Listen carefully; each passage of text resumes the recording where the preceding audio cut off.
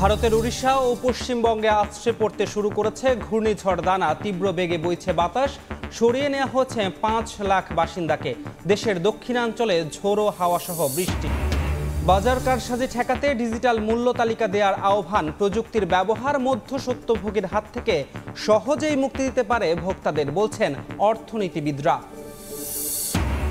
এবং নারায়ণগঞ্জে বালু উত্তোলনের মহোৎসব, প্রশাসনকে হাতের মুঠোয় নিয়ে অপকর্ম চালিয়ে আসছে প্রভাবশালী চক্র। নষ্ট হচ্ছে নদীর গতিপথ। যৌথ অভিযানের আশ্বাস বিআইডব্লিউটি এর।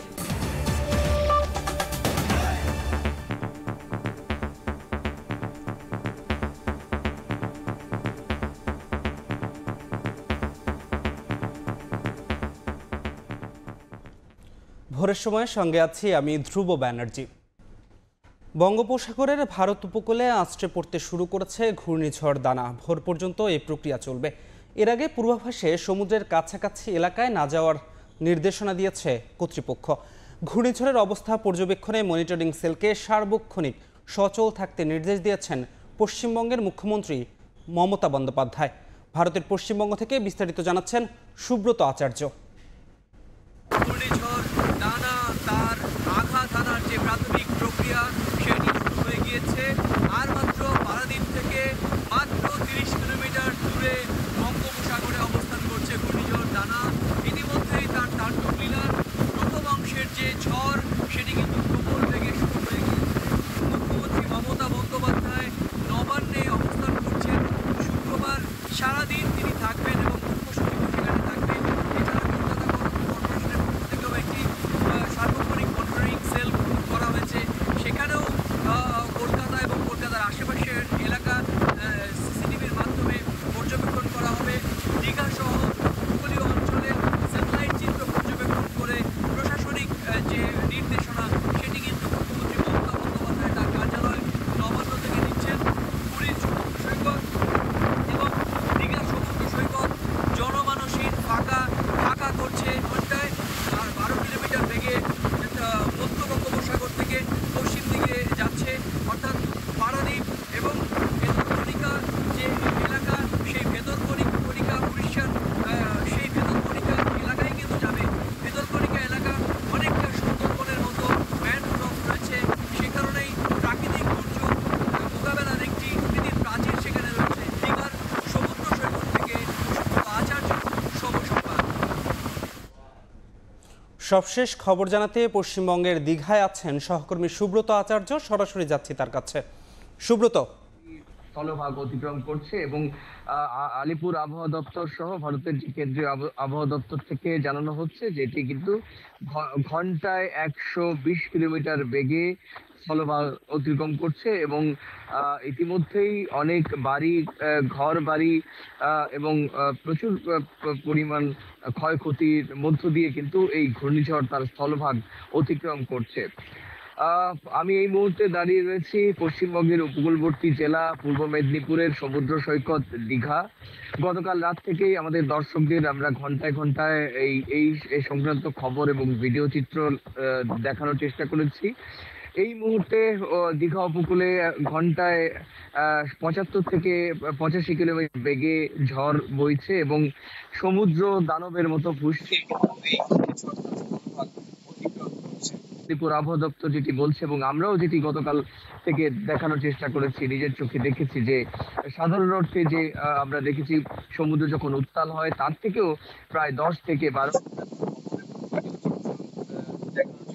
এবং এই ঢেউ কিন্তু দেখবার জন্য গতকাল বিকেলের পর থেকে উৎসুক পর্যটকদের ভিড় দেখা গিয়েছিল সমুদ্র সৈকত গুলোতে। শুধু আমি যেখানটায় রয়েছি দীঘার সমুদ্র সৈকত তা নয়, সেখানে নয়, পুরী সমুদ্র সৈকত যেখানে লক্ষ্যবস্তু পারাদ্বীপের খুব কাছে পুরী সমুদ্র সৈকত, সেখানেও কিন্তু একই রকম ভাবে উৎসুক পর্যটকদের ভিড় দেখা গিয়েছিল। কিন্তু সমুদ্র নিরাপত্তায় যে বিচ নিরাপত্তায় যে সমস্ত পুলিশ রয়েছে তারা কিন্তু সমুদ্রের ধারে কাছে ঘেঁষতে দেয়নি উৎসুক এই পর্যটকদের। আপনি জানেন যে এই এক শ্রেণীর পর্যটক যারা থাকেন তারা এই সমুদ্রের এই উত্তাল সমুদ্রের এই যে দানবীয় চেহারা দেখার জন্য তারা বিভিন্ন জায়গা থেকে ছুটে আসেন। তাদেরকে কিন্তু সমুদ্র সৈকত থেকে দূরে নিরাপদ দূরত্বে পৌঁছে দিতে কিন্তু বেগ পেতে হচ্ছে। ইতিমধ্যে তো জানেন যে প্রায় কয়েক লাখ উপকূলবর্তী এলাকার মানুষকে সরিয়ে নেওয়ার ব্যবস্থা করেছে উড়িষ্যা এবং পশ্চিমবঙ্গ রাজ্য প্রশাসনের পক্ষ থেকে।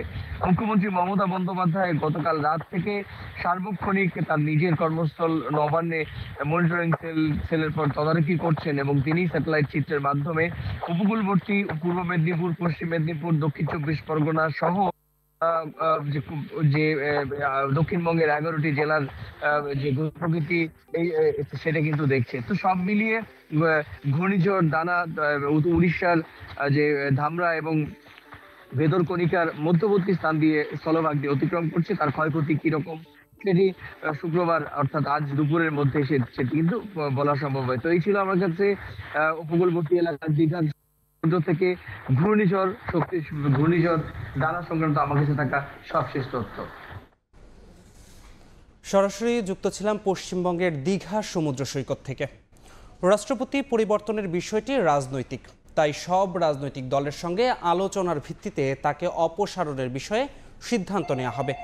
উপদেষ্টা পরিষদের বৈঠক শেষে সন্ধ্যায় ব্রিফিংয়ে কথা বলেন পরিবেশ উপদেষ্টা সৈয়দ রিজওয়ানা হাসান। সংবিধান বাতিল করা কিংবা বহাল রাখার বিষয়ে নানা মত থাকায় এ বিষয়ে সিদ্ধান্ত নেবে সংবিধান সংস্কার কমিশন। ব্যয় কমাতে এবার কেউ সরকারি খরচে হজে যাবেন না বলেও জানানো হয়।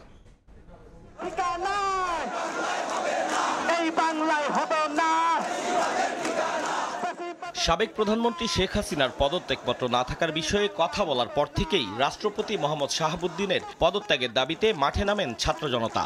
বঙ্গভবনের সামনে অবস্থান কর্মসূচি পালনের পাশাপাশি তাকে অপসারণের জন্য আলটিমেটামও দেয়া হয়। এর একদিন পর বৃহস্পতিবার উপদেষ্টা পরিষদের বৈঠকে আলোচনা হয় রাষ্ট্রপতির পদত্যাগের দাবি নিয়ে। পরে ব্রিফিংয়ে উপদেষ্টা সৈয়দা রিজওয়ানা হাসান সাংবাদিকদের বলেন, রাজনৈতিক দলগুলোর ঐক্যমতের ভিত্তিতে এ বিষয়ে সিদ্ধান্ত নেবে অন্তর্বর্তী সরকার। জানান, গণ অভ্যুত্থানে গঠিত সরকার সংবিধানের আলোকে সব সিদ্ধান্ত নেবে কিনা তাও ভেবে দেখা হচ্ছে। এখন একটা দাবি আছে, যে দাবিটা বেশ জোরালো হচ্ছে যে রাষ্ট্রপতিকে পদত্যাগ করতে হবে। আবার সেখানে রাজনৈতিক দলগুলো একটা বিপরীত অবস্থানে নিয়েছে, যদিও তারা এখনো তাদের অবস্থান যে খুব স্পষ্টভাবে আমাদের কাছে বলেছেন বা তাদের সিদ্ধান্ত খুব স্পষ্টভাবে আমাদের কাছে বলেছেন তা না। ফলে বিষয়টা নিয়ে আমাদের মধ্যে আলোচনা হয়েছে এবং রাজনৈতিক দলগুলোর সাথেও আলোচনা চলছে। রাজনৈতিক দলগুলোর সাথে ঐক্যমতের ভিত্তিতেই এক্ষেত্রে একটা সিদ্ধান্তে আমরা পৌঁছাতে পারবো বলে আশা করি। সাংবাদিকদের প্রশ্নের জবাবে ছাত্রলীগ নিষিদ্ধ ও আওয়ামী লীগকে নিষিদ্ধ করার দাবি নিয়েও কথা বলেন পরিবেশ উপদেষ্টা ও প্রধান উপদেষ্টার বিশেষ সহকারী। একটা সন্ত্রাসী সংগঠনের সন্ত্রাস বসে বসে দেখার আমাদের কোনো সুযোগ নাই, এবং যেখানে আমাদের সংস্থার রিপোর্টগুলো আমাদের কাছে এসেছে। আওয়ামী লীগ নিষিদ্ধ করার ব্যাপারে উপদেষ্টাদের মধ্যে কোনো আলোচনা হয়নি। আওয়ামী লীগ নিষিদ্ধ করার আমার যতটুকু মনে পড়ে মাসখানেক দেড়েক আগে মনে হয় একটা হাইকোর্টে রিট পিটিশন হয়েছিল। হাইকোর্ট সেই রিট পিটিশন খারিজ করে দিয়েছে। ছাত্রলীগ এখন আইনত নিষিদ্ধ একটি সংগঠন। তো ছাত্রলীগের প্রচার প্রসার এসব বিষয়ে আইনগত ব্যারিয়ার আছে, খেয়াল রাখবেন যাতে সন্ত্রাসী সংগঠনের প্রচারে আপনারা ভূমিকা না রাখেন। ব্যয় কমানোর জন্য এবার সরকারি খরচে কেউ হজে যাবেন না বলেও জানানো হয় ব্রিফিংয়ে। হজ ব্যবস্থাপনার জন্য যাদেরকে যেতে হয় তারা যাবে, তাছাড়া সরকারি অর্থে যে হজে যাওয়া সেটা এবছর কেউ যাবে না। যতটা সম্ভব হজযাত্রীদের ব্যয় কমানোর চেষ্টা করা হবে। অন্তর্বর্তী সরকার ভারতের সঙ্গে সুসম্পর্ক বজায় রাখতে চায় বলেও জানান পরিবেশ উপদেষ্টা। Definitely want good and strong relationship with India. Ataur কাউসার, সময় সংবাদ, ঢাকা। গণহত্যার অপরাধে এবার আওয়ামী লীগকে নিষিদ্ধের দাবি জানিয়েছেন বৈষম্য বিরোধী ছাত্র আন্দোলনের আহ্বায়ক হাসনাত আব্দুল্লাহ। বিদ্যমান সন্ত্রাস বিরোধী আইনেই দলটিকে নিষিদ্ধ করা সম্ভব বলেও মত তার। এদিকে রাষ্ট্র সংস্কারের জন্য সবাইকে ধৈর্য ধরার আহ্বান জানিয়েছেন আইন উপদেষ্টা আসিফ নজরুল। রাজধানীতে এক অনুষ্ঠানে অংশ নিয়ে তারা এসব কথা বলেন। স্বাধীনতার পর আওয়ামী লীগের হাতে 24-এর গণঅভ্যুত্থান পরবর্তী গণতন্ত্রের অভিযাত্রায় চ্যালেঞ্জ ও উত্তরণের উপায় খুঁজতে বৃহস্পতিবার বিকেলে বাংলা একাডেমি মিলনায়তনে আলোচনা সভার আয়োজন করে ব্রেইন নামক গবেষণা প্রতিষ্ঠান। সরকারের আইন উপদেষ্টার পাশাপাশি আলোচনায় অংশ নেন বৈষম্য বিরোধী ছাত্র আন্দোলনের সমন্বয়কারী সহ প্রবাসে থাকা বিশিষ্ট সাংবাদিকরা। ছাত্রলীগের বিভৎসতা দেখেছে। আলোচনার শুরুতেই গণহত্যার দায়ে আওয়ামী লীগকে নিষিদ্ধের দাবি জানান বৈষম্য বিরোধী ছাত্র আন্দোলনের আহ্বায়ক হাসনাত আব্দুল্লাহ। দাবি জানান 3টি নির্বাচনকে অবৈধ ঘোষণারও। নির্বাচিত সরকার না আসা পর্যন্ত সবাইকে ঐক্যবদ্ধ থাকার আহ্বান জানান সমন্বয়ক সার্জিস আলম। আওয়ামী লীগ যা যা করেছে সেটার জন্য তাদেরকে আপনি বিচার নিশ্চিত করতে পারবেন এবং অ্যাজ এ সংগঠন তাদেরকে নিষিদ্ধ করা যায়। তাদেরকে নিষিদ্ধ করে দেওয়াই নয়, তাদেরকে বিচারটা যদি আমরা নিশ্চিত করতে না পারি তাহলে ছাত্র নাগরিক যারা অভ্যুত্থানে এসেছিল তাদের সাথে আমাদের যে দায়বদ্ধতা রয়েছে, রেসপন্সিবিলিটি রয়েছে, সেটি আমরা পূর্ণাঙ্গভাবে পূরণ করতে পারবো না। আমরা যদি ঐক্যবদ্ধভাবে ওই 5ই আগস্ট, 4ই আগস্ট, 3ই আগস্টের মতো একত্রিত হতে পারি তাহলে কোন বহিঃশক্তি, কোন ফ্যাসিস্ট এসে আমাদেরকে আটকাবে? আমরা কি সেটি মোকাবেলা করতে পারবো না? স্বাধীন বাংলায় আওয়ামী লীগই প্রথম বিচার বহির্ভূত হত্যাকাণ্ড ও গুম করেছে অভিযোগ করে উপদেষ্টা আসিফ নজরুল বলেন, আর কখনো যেন ফ্যাসিস্ট তৈরি না হয় এর জন্য সংস্কারের বিকল্প নেই। আলোচনায় অংশ নিয়ে সংবিধান সংস্কার কমিটির প্রধান গণতন্ত্র পুনরুদ্ধারে ধ্বংস হওয়া সাংবিধানিক প্রতিষ্ঠানগুলোকে পুনঃপ্রতিষ্ঠার গুরুত্ব তুলে ধরেন। সংস্কারের আলোচনা হবে, প্রয়োজন, কারণ প্রতিষ্ঠান ঠিক করতে হবে, কিন্তু তার যে কালচারাল আসপেক্ট, পলিটিক্যাল কালচারের অর্থে বুঝছেন, রাজনৈতিক দলগুলোর মধ্যে এই রিয়েলাইজেশন নাই কেন যে তাকেও বদলাতে হবে? এরকম ভাবে হাত জোর করে প্রাণ ভিক্ষা চাচ্ছিল, সেরকম অবস্থায় এরকম করে তাক করে কাছে এসে 3টা পুলিশ তাকে একসাথে গুলি করছে। এগুলি দেখা বিশ্বাস করা যায় না। এটা কি পুলিশ ছিল? এটা কোন দেশের মানুষের? আর কি বাংলাদেশের মানুষ? এই সন্দেহ আমি রেখে গেলাম। 15টা বছরে প্রত্যেকটা প্রতিষ্ঠান চূর্ণ বিচূর্ণ করে দিয়েছে একজন মহিলা। শুধু সে সর্বশক্তিমান হওয়ার ইচ্ছাটা তার বাকি ছিল, আর কিছু না। আলোচনায় অংশ নেয়া প্রবাসী সাংবাদিকরা বলেন, সংস্কার কাজ সুষ্ঠু করতে হলে এতে যুক্ত করতে হবে আওয়ামী লীগ ছাড়া সব রাজনৈতিক দলকে। তার একদিন রাজপথে থাকার যে অবদান অর্জন, আমি 16টা বছর বাইরে থেকে যেটা করেছি তার থেকেও উত্তম বলে আমি মনে করি। স্বৈরাচারী মানসিকতা কিন্তু ট্রিকল ডাউন করে। শেখ হাসিনাটা তার মন্ত্রীদের মধ্যে ছড়ায়, মন্ত্রীটা তার এমপিদের মধ্যে ছড়ায়, সমাজে ছড়ায়, প্রতিষ্ঠানে ছড়ায়, পরিবারে ছড়ায়, ব্যক্তির মধ্যে ছড়ায়। এটা ছড়াতে বাধ্য। গণতন্ত্র ফিরিয়ে আনতে হলে রাষ্ট্রকে জবাবদিহিতার পাশাপাশি রাজনৈতিক দলগুলোরও জবাবদিহিতার আওতায় আনার পরামর্শ আলোচকদের। সাদিকুর রহমান, সময় সংবাদ, ঢাকা। ছাত্রলীগ নিষিদ্ধের আনন্দে ভোজের আয়োজন করেছে বৈষম্য বিরোধী ছাত্র আন্দোলন। বৃহস্পতিবার রাতে টিএসসিতে এই আয়োজন করা হয়। শিক্ষার্থীরা জানান, ফ্যাসিবাদী আওয়ামী লীগের ভ্রাতৃপ্রতিম সংগঠন ছাত্রলীগকে নিষিদ্ধ করার আনন্দে দিনব্যাপী নানান আয়োজন করেছেন তারা। ঢাকা বিশ্ববিদ্যালয় ছাড়াও হাজার হাজার সাধারণ মানুষ এতে অংশ নিয়ে আনন্দ উদযাপন করেছেন। ছাত্রলীগ সহ অন্যান্য যে কোনো সংগঠন যদি ভবিষ্যতে সন্ত্রাসী কর্মকাণ্ড করে তাহলে তাদের প্রতিহত করার হুঁশিয়ারি দেন বৈষম্য বিরোধী ছাত্র আন্দোলনের সমন্বয়করা।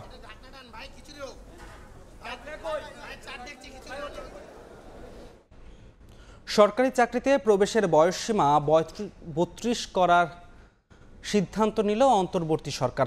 প্রধান উপদেষ্টা ডক্টর মোহাম্মদ ইউনূসের সভাপতিত্বে উপদেষ্টা পরিষদের সভায় এর চূড়ান্ত অনুমোদন দেওয়া হয়। একজন প্রার্থী সর্বোচ্চ 3বার বিসিএস পরীক্ষায় অংশ নিতে পারবেন। এদিকে চাকরির বয়সসীমা আরও 3 বছর বাড়ানোর দাবিতে 3 দিনের আলটিমেটাম দিয়েছেন 35 প্রত্যাশীরা। সরকারি চাকরিতে প্রবেশের বয়সসীমা 35 করার দাবি নিয়ে দীর্ঘদিন ধরে রাজপথে আন্দোলন করে আসছেন চাকরি প্রত্যাশীরা। অবশেষে চাকরিতে প্রবেশের বয়সসীমায় পরিবর্তন আনলো অন্তর্বর্তী সরকার। তবে 35 নয়, বয়সসীমা নির্ধারণ করা হয়েছে 32 বছর। মঙ্গলবার প্রধান উপদেষ্টার কার্যালয়ে উপদেষ্টা পরিষদের সদস্যদের নিয়ে অনুষ্ঠিত হয় সর্বোচ্চ নীতি নির্ধারণী পর্যায়ের এই বৈঠক। সভায় সরকারি চাকরিতে সর্বোচ্চ বয়সসীমা নির্ধারণ অধ্যাদেশ 2024-এর খসড়ায় চূড়ান্ত অনুমোদন দেওয়া হয়। নতুন নীতিমালা অনুযায়ী সরকারি চাকরিতে প্রবেশের বয়সসীমা 32 বছর নির্ধারিত হবে। একই বিধি প্রযোজ্য হবে বিসিএস এর আওতা বহির্ভূত অন্যান্য সরকারি চাকরির ক্ষেত্রেও। সন্ধ্যায় ফরেন সার্ভিস একাডেমিতে বৈঠকের বিস্তারিত তুলে ব্রিফ করা হয়। উপদেষ্টা সৈয়দা রিজওয়ান হাসান জানান, সব দিক বিবেচনা করেই বয়স 2 বছর বাড়িয়েছে সরকার। যেই যুক্তিগুলো দিয়ে বলা হচ্ছে বয়সটা 35 করতে হবে, যেমন করোনা, যেমন আন্দোলন, সেগুলো আসলে অস্থায়ী কারণ। যেহেতু বিসিএস এর প্রতি অনেকেরই আগ্রহ থাকে, এটা অনেক দূর বাড়িয়ে দিলে একই জন যদি বারবার এখানে নেয়, পরীক্ষা দেয়, তাহলে অন্যদের জন্য এই সুযোগটা সীমিত হয়ে যেতে পারে। 3 হচ্ছে এটার কিছু ফিনান্সিয়াল ইমপ্লিকেশন আছে। এগুলো চিন্তা করে আমরা বলেছি যে আমাদের 32 রাখাটাই সমীচীন হবে। তবে সরকারের এমন সিদ্ধান্তকে প্রত্যাখ্যান করেছে 35 প্রত্যাশীরা। বৃহস্পতিবার বিকেলে ঢাকা বিশ্ববিদ্যালয়ের সাংবাদিক সমিতিতে সংবাদ সম্মেলনে আন্দোলনকারীরা বলেন, দীর্ঘ 1 যুগের দাবির বিপরীতে এমন সিদ্ধান্ত হতাশাজনক। আপনারা চাকরিতে প্রবেশের বয়সীমা 35 করেন, আপনারা 8 টাইম একজনকে অ্যাটেন্ড করতে দেন, অর্থাৎ সর্বোচ্চ 8 বার যাতে একজন পরীক্ষা দিতে পারে। এতে পিছিয়ে পড়া যেসব আছে তারা এগিয়ে আসবে। আমরা এটাকে প্রত্যাখ্যান করতেছি এবং আজ থেকে আমরা 3 দিনের আলটিমেটাম দিচ্ছি। এর মধ্যে যদি আমাদের প্রজ্ঞাপনটা নতুন করে প্রজ্ঞাপন আকারে না দেওয়া হয়, মানে 35 উন্নতকরণ করে না দেওয়া হয়, সেক্ষেত্রে আমরা আবারও কঠোর আন্দোলন যাব। লাখো শিক্ষার্থীর স্বপ্নের কর্মসংস্থান নিশ্চিত করতে সরকার বয়সসীমার বিষয়টি পুনর্বিবেচনা করবে, এমন প্রত্যাশাও জানানো হয় সংবাদ সম্মেলনে। মাহাদ ইসলাম ধ্রুব, সময় সংবাদ, ঢাকা। শেখ হাসিনা সহ পরিবারের 6 সদস্যের নামে পূর্বাচলে প্লট বরাদ্দে অনিয়ম তদন্তে কমিটি গঠন করেছেন হাইকোর্ট। রাজনীতিবিদ, আমলা, সাংবাদিকদেরও 850 প্লটে অনিয়মের অভিযোগ খতিয়ে দেখবে কমিটি।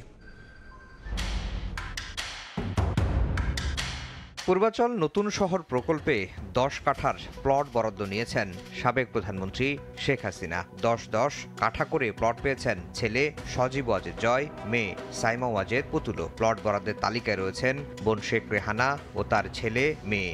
অতি গোপনীয়তার সঙ্গে 2022 সালে শেখ হাসিনার পরিবারের 6 সদস্যকে 60 কাঠার প্লট বুঝিয়ে দেয় রাজু। প্রতিষ্ঠানটি বলছে, কোটায় প্লট বরাদ্দে সরকারের নির্দেশ মানতে বাধ্য ছিল তারা। সাবেক প্রধানমন্ত্রীর পরিবার কিভাবে প্লটগুলো বরাদ্দ পেলেন তার তদন্ত চেয়ে রিট হয় উচ্চ আদালতে। বৃহস্পতিবার অবসরপ্রাপ্ত এক বিচারপতির নেতৃত্বে 3 সদস্যের কমিটি গঠন করে দেন উচ্চ আদালত। এই কমিটি শুধু শেখ হাসিনার পরিবারই নয়, 2009 সাল থেকে 2024 সাল পর্যন্ত প্লট বরাদ্দে অনিয়ম খতিয়ে দেখবে। এই ইনকোয়ারি কমিটির দায়িত্ব হচ্ছে রাজুকের 2009 সাল থেকে এ পর্যন্ত কত অবৈধ প্লট বরাদ্দ হয়েছে এবং এই অবৈধ বরাদ্দের সাথে জড়িত কারা জড়িত এই সংক্রান্ত যত অভিযোগ এসেছে সব অভিযোগগুলো ওনারা তদন্ত করবেন এবং সুপারিশ সহ ওনারা রিপোর্ট আদালতে উপস্থাপন করবেন। আইনজীবীরা বলছেন, 8.5 শতাধিক প্লট বরাদ্দের নথি পর্যালোচনা করে তারা গুরুতর অনিয়মের তথ্য পেয়েছেন। 26,000 প্লটের মধ্যে 856টি প্লট পর্যালোচনা করে আদালতে দেখিয়েছি যে সেই প্লটগুলোর মধ্যে এমন অনেকের নামে বরাদ্দ হয়েছে যাদের শুধু ঠিকানা দেওয়া আছে অস্ট্রেলিয়া, আমেরিকা এবং লন্ডনের ঠিকানা। ওনারা আদৌ বাংলাদেশের নাগরিক কিনা সেরকম কোন তথ্য নেই। পূর্বাচল নতুন শহর প্রকল্পে প্রায় 26,000 প্লট রয়েছে। শুধু ক্ষমতাসীন দলের নেতারাই নয়, প্লট বাগিয়ে নিয়েছেন অনেক সাংবাদিক ও আমলারাও। আফজাল হোসেন, সময় সংবাদ, ঢাকা। গ্যাচকো দুর্নীতি মামলা থেকে বিএনপি চেয়ারপারসন বেগম খালেদা জিয়া, বিএনপির স্থায়ী কমিটির সদস্য আমির খসরু মাহমুদ চৌধুরী ও খন্দকার মোশাররফ হোসেনকে অব্যাহতি দিয়েছে ঢাকার বিশেষ জজ আদালত। বৃহস্পতিবার অভিযোগ গঠন শুনানি শেষে এই আদেশ দেন বিচারক। মামলার বাকি আসামিদের শুনানির তারিখ পরে ধার্য করার কথা বলা হয়েছে।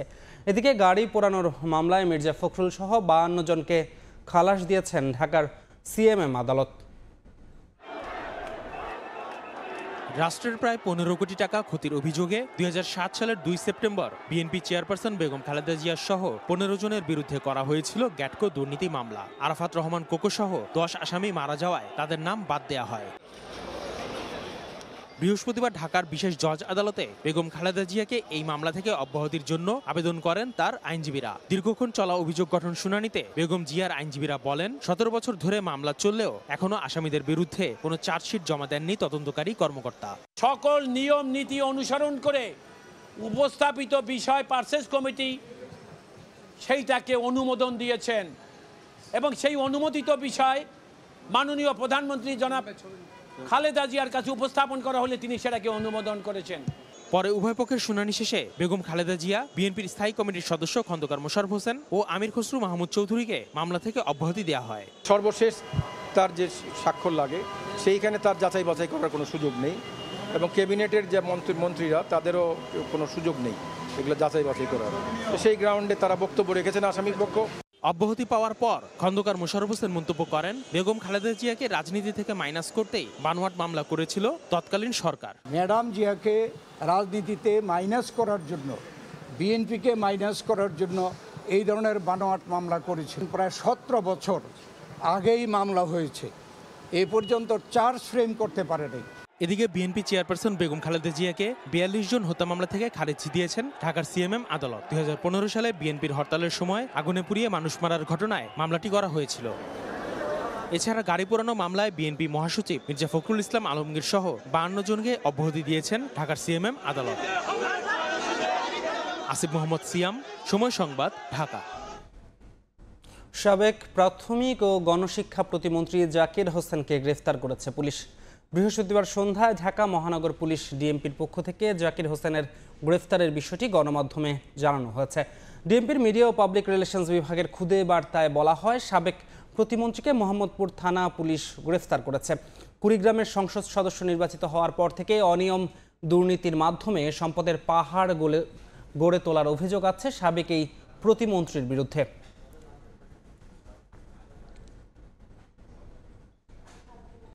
সিন্ডিকেট ভেঙে কৃষকের পণ্য সরাসরি ভোক্তার কাছে পৌঁছে দিতে কৃষি বাজার কার্যক্রম পরিচালনার উদ্যোগ নেওয়া হবে বলে জানিয়েছেন শ্রম ও কর্মসংস্থান উপদেষ্টা আসিফ মাহমুদ।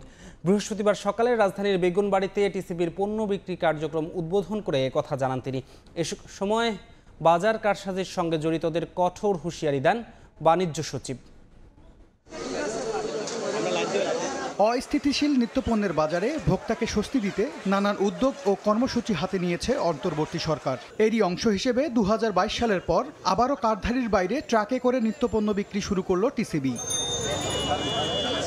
সাধারণ ক্রেতাদের অভিযোগ, 1 কোটি টিসিবির কার্ড বিতরণে নানা অনিয়ম হয়েছে। তাই এই ব্যবস্থায় পণ্য বিক্রির কার্যক্রম নিয়মিত করার আহ্বান জানান তারা। কার্ড ছাড়া যে এখন সর্বস্তরের জনতা যে এই টিসিবির মাল পাচ্ছে, এটা এখন সরকারের জন্য সুন্দর একটা পজিটিভ। মধ্যবিত্ত নিম্ন শ্রেণী সবাই যদি পায় সবসময় এরকম, তাইলে খুব আমাদের জন্য অনেক ভালো হবে। জিনিসের দাম বেশি, আমরা কিনে খাইতে পারি না, বাচ্চা কাছালে কিভাবে খামু, তো এটা দিলে আমাকে উপকার না। এই জায়গায় মাল দিয়ে আমাদের সব থেকে সুবিধা হচ্ছে, কারণ আমরা সবাই পাচ্ছি কম বেশি। আর ওই যে টিসিবির মাল দেয়, এক একজনে 4-5 টাকার কাঠের মাল নেয়, আমরা পাই না। এটি বৃহস্পতিবার রাজধানীর বেগুনবাড়িতে ট্রাক সেল কার্যক্রমের উদ্বোধন শেষে শ্রম ও কর্মসংস্থান উপদেষ্টা আসিফ মাহমুদ জানান, বাজার নিয়ন্ত্রণে দীর্ঘমেয়াদী পরিকল্পনা নিচ্ছে সরকার। সিন্ডিকেট দমনে নেওয়া হবে কৃষকের পণ্য সরাসরি বিক্রির উদ্যোগ। কোনো প্রকার সিন্ডিকেটের ক্ষেত্রে সরকার সর্বোচ্চ কঠোর অবস্থানে থাকবে। আমাদের টাস্কফোর্স সমূহ অভিযান পরিচালনা করছে। দীর্ঘমেয়াদী পরিকল্পনা হিসেবে প্রত্যেকটা বাজারের প্যারালালভাবে একটা কৃষি বাজার চালু করা, যেখানে কৃষক সরাসরি তার পণ্য নিজে বিক্রি করবে, যাতে করে সিন্ডিকেট কিংবা ফরিয়াদের যে দৌরাত্ম্য, সেই দৌরাত্ম্যকে চিরতরে বাংলাদেশ থেকে নির্মূল করা যায়। এ সময় কিছু পণ্যের শুল্ক প্রত্যাহারের সুফল মিলছে বলেও জানান বাণিজ্য সচিব মোহাম্মদ সেলিম উদ্দিন। সর্বস্তরের জনগণ, ছাত্র জনতা সবাইকে সাথে নিয়ে এই ধরনের কর্মসূচি আমরা আরও বড় করব, আরও বাড়াবো। শুধু যারা এখানে যদি কোনো ফরিয়াবাজি, মধ্যস্বত্বভোগী করে কিংবা যেটা সিন্ডিকেটবাজি যদি কেউ করে আমাদের নজরে আসে, আমরা কিন্তু কাকে ছাড়ব না। ঢাকায় 50টি এবং চট্টগ্রামে 20টি ট্রাকে টিসিবি কার্ডধারী ছাড়াও সাধারণের জন্য মিলবে তেল, ডাল ও চালের মতো পণ্য। প্রতি ট্রাকে 470 টাকার প্যাকেজ থাকবে 350 সুবিধাভোগীর জন্য। MS আরেফিন, সময় সংবাদ, ঢাকা। একটি ডিজিটাল বোর্ড পাল্টে দিতে পারে পুরো বাজার ব্যবস্থাপনার চিত্র, যেখানে থাকবে মানভেদে পণ্যমূল্য ও গুরুত্বপূর্ণ নির্দেশনা। উদ্ভাবক প্রতিষ্ঠান বলছে, এটি স্থাপনে কোনো টাকা যাবে না কারো পকেট থেকে, কারণ যত টাকা ব্যয় হবে তার চেয়ে অনেক বেশি আয় করা সম্ভব বিজ্ঞাপন প্রচার করে। কারসাজি বন্ধে কেন্দ্রীয় এমন ডিজিটাল মূল্য তালিকার চাহিদা আছে ক্রেতা বিক্রেতা উভয় মহলেই। একে স্বচ্ছতা নিশ্চিতের হাতিয়ার হিসেবে দেখছে ভোক্তা অধিকার সংরক্ষণ অধিদপ্তর। বাজার কারসাজি ঠেকাতে যখন মরিয়া সরকারি বিভিন্ন দপ্তর সংস্থা, তখন ডিজিটাল পদ্ধতিতে পণ্যমূল্য প্রদর্শনের মাধ্যমে এই কাজকে সহজ করার উপায়ও বের হলো ভোক্তাদের তরফ থেকেই। বাজারের যখনই আমি ঢুকবো তখনই সেটা ভোটারকে দেখতে পারি আজকের মূল্য কত, গতকালকে কত ছিল, আজকে কত হওয়া উচিত, এবং কারণ বাজারে পাইকারিরা কত কিনেছে। তাহলে কিন্তু যে বিক্রেতা তার বেশি রাখার কোনো সুযোগ থাকে না। প্রযুক্তি প্রতিষ্ঠান জেডএম জানাচ্ছে, সফটওয়্যার সম্বলিত ডিজিটাল এই বোর্ডে যেমন প্রদর্শন করা যাবে খুচরা ও যৌক্তিক মূল্য, তেমনি কত দামে পণ্যটি কোন অঞ্চল থেকে বাজারে এলো সংরক্ষণ করা যাবে সেই তথ্য। অ্যাপের মাধ্যমে দেশের সব বাজারের মূল্য তালিকা রাখা যাবে ভোক্তার পকেটে। যদি সরকার চায় আমার এই মিটিংয়ের কি সিদ্ধান্ত, জনগণের সম্পৃক্ততা প্রয়োজন আছে, তাহলে সেটা লাইভ স্ট্রিম করতে পারে আমার এই ডিসপ্লের মধ্যে। ডিজিটাল বাস্তবতায় বাজারে আস্থাহীনতা আর বিড়ম্বনা দূর করতে এমন পদ্ধতি চালু করাকে সমাধান মানছেন ক্রেতা বিক্রেতা। সেই দেখতে পাচ্ছি যে আজকে মূলার কেজি 50 টাকা, পেঁপের কেজি 30 টাকা, তো আমাদের জিজ্ঞাসা করতে হতেছে না। এই জিনিসটা থাকলে আমরা উপকৃত হতাম সাধারণ জনগণ। সব দোকানে একই রেট, তাহলে আমি যে কোনো এক জায়গা থেকে নিয়ে যাবো। মনিটর থাকলে এটা আমাদের জন্য ভালো হবে, কিনার উপরে বেচা। প্রশ্ন হলো, এমন একটি ডিজিটাল বোর্ড স্থাপনে আর্থিক ব্যয় কত হবে? পুরো ব্যবস্থাপনা সবকিছু মিলে 3 লক্ষ টাকার মধ্যে হলে আমার মতে এটা সম্ভব। এটার জন্য গভর্নমেন্টের কিন্তু পকেট থেকে 1 টাকাও খরচ করতে হবে না, অ্যাডভার্টাইজের মাধ্যমে পুরো খরচ উঠিয়ে ফেলতে পারবো। কারওয়ান বাজার বৃহত্তর পাইকারি কাঁচা বাজার আড়ত মালিক সমিতি বলছে, সরকার যৌক্তিক মূল্য নির্ধারণ করে দিলে বাজারে আসা ক্রেতাকে তা জানানোর সব উদ্যোগই নেবেন তারা। যে জায়গাগুলিতে কাজ করলে যৌক্তিক মূল্য নির্ধারণ করা সহজ হবে, ওগুলি যদি ঠিক থাকে তাহলে আমার কাছে মনে হয় যে আমাদের পক্ষ থেকে সর্বাত্মক সহযোগিতা থাকবে। স্বচ্ছতা ও জবাবদিহিতার দৃষ্টান্ত বিবেচনায় প্রযুক্তির এমন প্রয়োগকে বাজার নিয়ন্ত্রণ কৌশলপত্রে যুক্ত করার পক্ষে জাতীয় ভোক্তা অধিকার সংরক্ষণ অধিদপ্তর। এটা তো tool of transparency, user friendly. উনি দোকানে দোকানে না ঘুরে একটা জায়গায় গিয়ে একটু দেখলেন, ওনার দেখা দেখি আরেকজন দেখলেন, এই একদিক থেকে ফলাফল দিবে। সেক্ষেত্রে আপনাদের প্রতি অনুরোধ থাকবে যে সেটা যেহেতু একটা কৌশলপত্র করছে, এটা যাতে কৌশলপত্রে এন্ট্রি হয়। অর্থনীতিবিদরা বলছেন, এমন প্রযুক্তির ব্যবহার মধ্যস্বত্বভোগীর হাত থেকে সহজেই মুক্তি দিতে পারে ভোক্তাদের। অর্থনীতি বহির্ভূত কারণে যে দ্রব্যমূল্যের দাম বাড়ে, সেটা যদি নিয়ন্ত্রণে আসে তাহলে অবশ্যই আমাদের কাঙ্ক্ষিত মাত্রায় ইনফ্লেশনটা চলে আসবে। দ্রব্যমূল্য নিয়ন্ত্রণে সরকার নতুন করে যে মডেল নিয়ে কাজ করার কথা ভাবছে, সেখানেও বলা হয়েছে প্রতিটি বাজারে দৃশ্যমান স্থানে মূল্য তালিকা থাকবে প্রদর্শিত। কামরুল হাসান সবুজ, সময় সংবাদ, ঢাকা। আন্তর্জাতিক মানের পরীক্ষাগার না থাকায় বাড়ছে না কৃষি পণ্যের রফতানি বাজার। বিষয়টিতে গুরুত্ব দিয়ে ঢাকার শ্যামপুরে স্থাপন করা ল্যাবটি ইতোমধ্যে পেয়েছে যুক্তরাজ্যের SGS ও FAPAS সার্টিফিকেট। 2025 সালের মাঝামাঝিতে পুরোপুরি চালুর পরিকল্পনা কৃষি বিভাগের। রফতানি বৃদ্ধিতে নতুন দিগন্তের উন্মোচন হবে প্রত্যাশা ব্যবসায়ীদের। তবে দক্ষ জনবল নিয়োগের পরামর্শ বিশেষজ্ঞদের। কাজল আব্দুল্লাহর রিপোর্ট। বিশ্বে খাদ্যপণ্য রপ্তানির বাজারে নানা শর্ত পূরণ করতে গিয়ে অনেক সময় হোঁচট খেতে হয় রপ্তানিকারকদের, বিশেষ করে নিরাপদ খাদ্য ব্যবস্থাপনায় তৎপর সংশ্লিষ্ট দেশগুলো। বাংলাদেশেও আন্তর্জাতিক মানদণ্ড মেনে ল্যাব পরীক্ষার সনদ দিতে না পারায় শর্তের বেড়াজালে বাজারের প্রসার করতে পারছে না রপ্তানিজ কৃষি পণ্যের। অস্ট্রেলিয়া, কানাডা, আমেরিকার মতো দেশগুলোতে পণ্য রপ্তানি না হওয়ায় পিছিয়ে পড়ছে ব্র্যান্ডিংয়েও। ইউরোপে তারা দেখা যায় যে ম্যাক্সিমাম প্রোডাক্টের উপর তারা যেমন পেস্টিসাইড কতটুকু আছে এটা তারা কি করে টেস্ট করে, তারপর তারা এমআরএল টেস্ট করে। এখন দেখা যায় যে এখানে যদি অতিরিক্ত কোনো মেটাল পায় বা অতিরিক্ত পেস্টিসাইড পায়, সেক্ষেত্রে তারা ওই প্রোডাক্টটার উপর একটা এমবার্গো তৈরি করে। অলরেডি আমরা এরকম কিছু ভেরিয়ারে পড়ে আছি। এমন প্রেক্ষাপটে নতুন উদ্যোগ বাস্তবায়নে জোর দিয়েছে কৃষি সম্প্রসারণ অধিদপ্তর। ঢাকার শ্যামপুরে কেন্দ্রীয় প্যাকিং হাউসে স্থাপিত উদ্ভিদ সঙ্গনিরোধ ল্যাবকে উন্নীত করা হচ্ছে আন্তর্জাতিক মানের ল্যাবরেটরিতে। অত্যাধুনিক প্রযুক্তিতে স্থাপন করা হয়েছে এ পরীক্ষাগারে 10টি ল্যাব, যেখানে রাসায়নিক, কঠিন ভারী ধাতু, ছত্রাক সহ সব ধরনের পরীক্ষা করতে পারবেন কৃষক ও ব্যবসায়ী। ইতোমধ্যে প্রাথমিক মান পরীক্ষায় মিলেছে যুক্তরাজ্যের SGS ও FAPAS বা FAPAS সার্টিফিকেট। ল্যাবের পাশাপাশি গড়ে তোলা হচ্ছে বহুতল ভবন, যেখানে থাকবে পণ্য পরিচ্ছন্নতায় ওয়াটার ট্রিটমেন্ট প্ল্যান্ট, ডরমিটরি ও প্রশিক্ষণ নেয়ার সুবিধা। আমরা যদি ল্যাব প্রতিষ্ঠা করতে পারি তাহলে আমরা এই রোগ পোকামাকড় শনাক্তপূর্বক আমরা প্রেরণ করতে পারবো, যাতে আমরা যে সুপার শপগুলো আছে ইউরোপে, মিডল ইস্ট সহ অন্যান্য দেশেও আমাদের রপ্তানি বৃদ্ধি পাবে। একটা কমপ্লিট নীতিমালা তৈরি করে আমরা একটা রেফারেন্স ল্যাবে পরিণত করতে যাচ্ছে। ব্যবসায়ীরা আশার আলো দেখলেও বিশ্বমানের ল্যাব পরিচালনায় দক্ষ জনবলের তাগিদ বিশেষজ্ঞদের। একমাত্র এই সার্টিফিকেশনের কারণে আমরা কিন্তু মেইন স্ট্রিম বাজারে আমাদের শাকসবজি ফলমূল আমরা সরবরাহ করতে পারি না। এই সেন্ট্রাল প্যাক হাউসে যারা এই সার্টিফিকেশনের সাথে থাকবেন, যে এক্সপার্ট থাকবেন, তাদের দক্ষতা, বিচক্ষণতা এবং তাদের যে এইটাকে যে স্বীকৃতি দেওয়ার ক্ষেত্রে প্রোডাক্টগুলোকে, সেটাকে দক্ষতার সাথে করতে হবে। বিশ্বমানের ল্যাব চালু হলে দেশে উৎপাদিত সহ আমদানি করা কৃষি পণ্যেরও সব ধরনের পরীক্ষার রিপোর্ট মিলবে কম খরচে। এতে বিদেশি ক্রেতাদের বাড়বে আস্থা, কাটবে পণ্যের মানভিত্তিক জটিলতার শঙ্কা। কাজল আব্দুল্লাহ, সময় সংবাদ, ঢাকা। ব্যাংকের লোপাট করা অর্থ দেশে বিদেশে যেখানেই থাক তা ফিরিয়ে নিয়ে আসা হবে দেশে, আর সম্পদ মূল্যায়নে নিয়োগ দেওয়া হবে বিদেশি প্রতিষ্ঠানকে। যুক্তরাষ্ট্রে বাংলাদেশ দূতাবাসে এক মতবিনিময় সভায় এমনটাই জানিয়েছেন বাংলাদেশ ব্যাংকের গভর্নর আহসান এইচ মনসুর। আগামী 6 মাস পর সুদের হার কমতে পারে বলে ইঙ্গিত দিয়েছেন গভর্নর।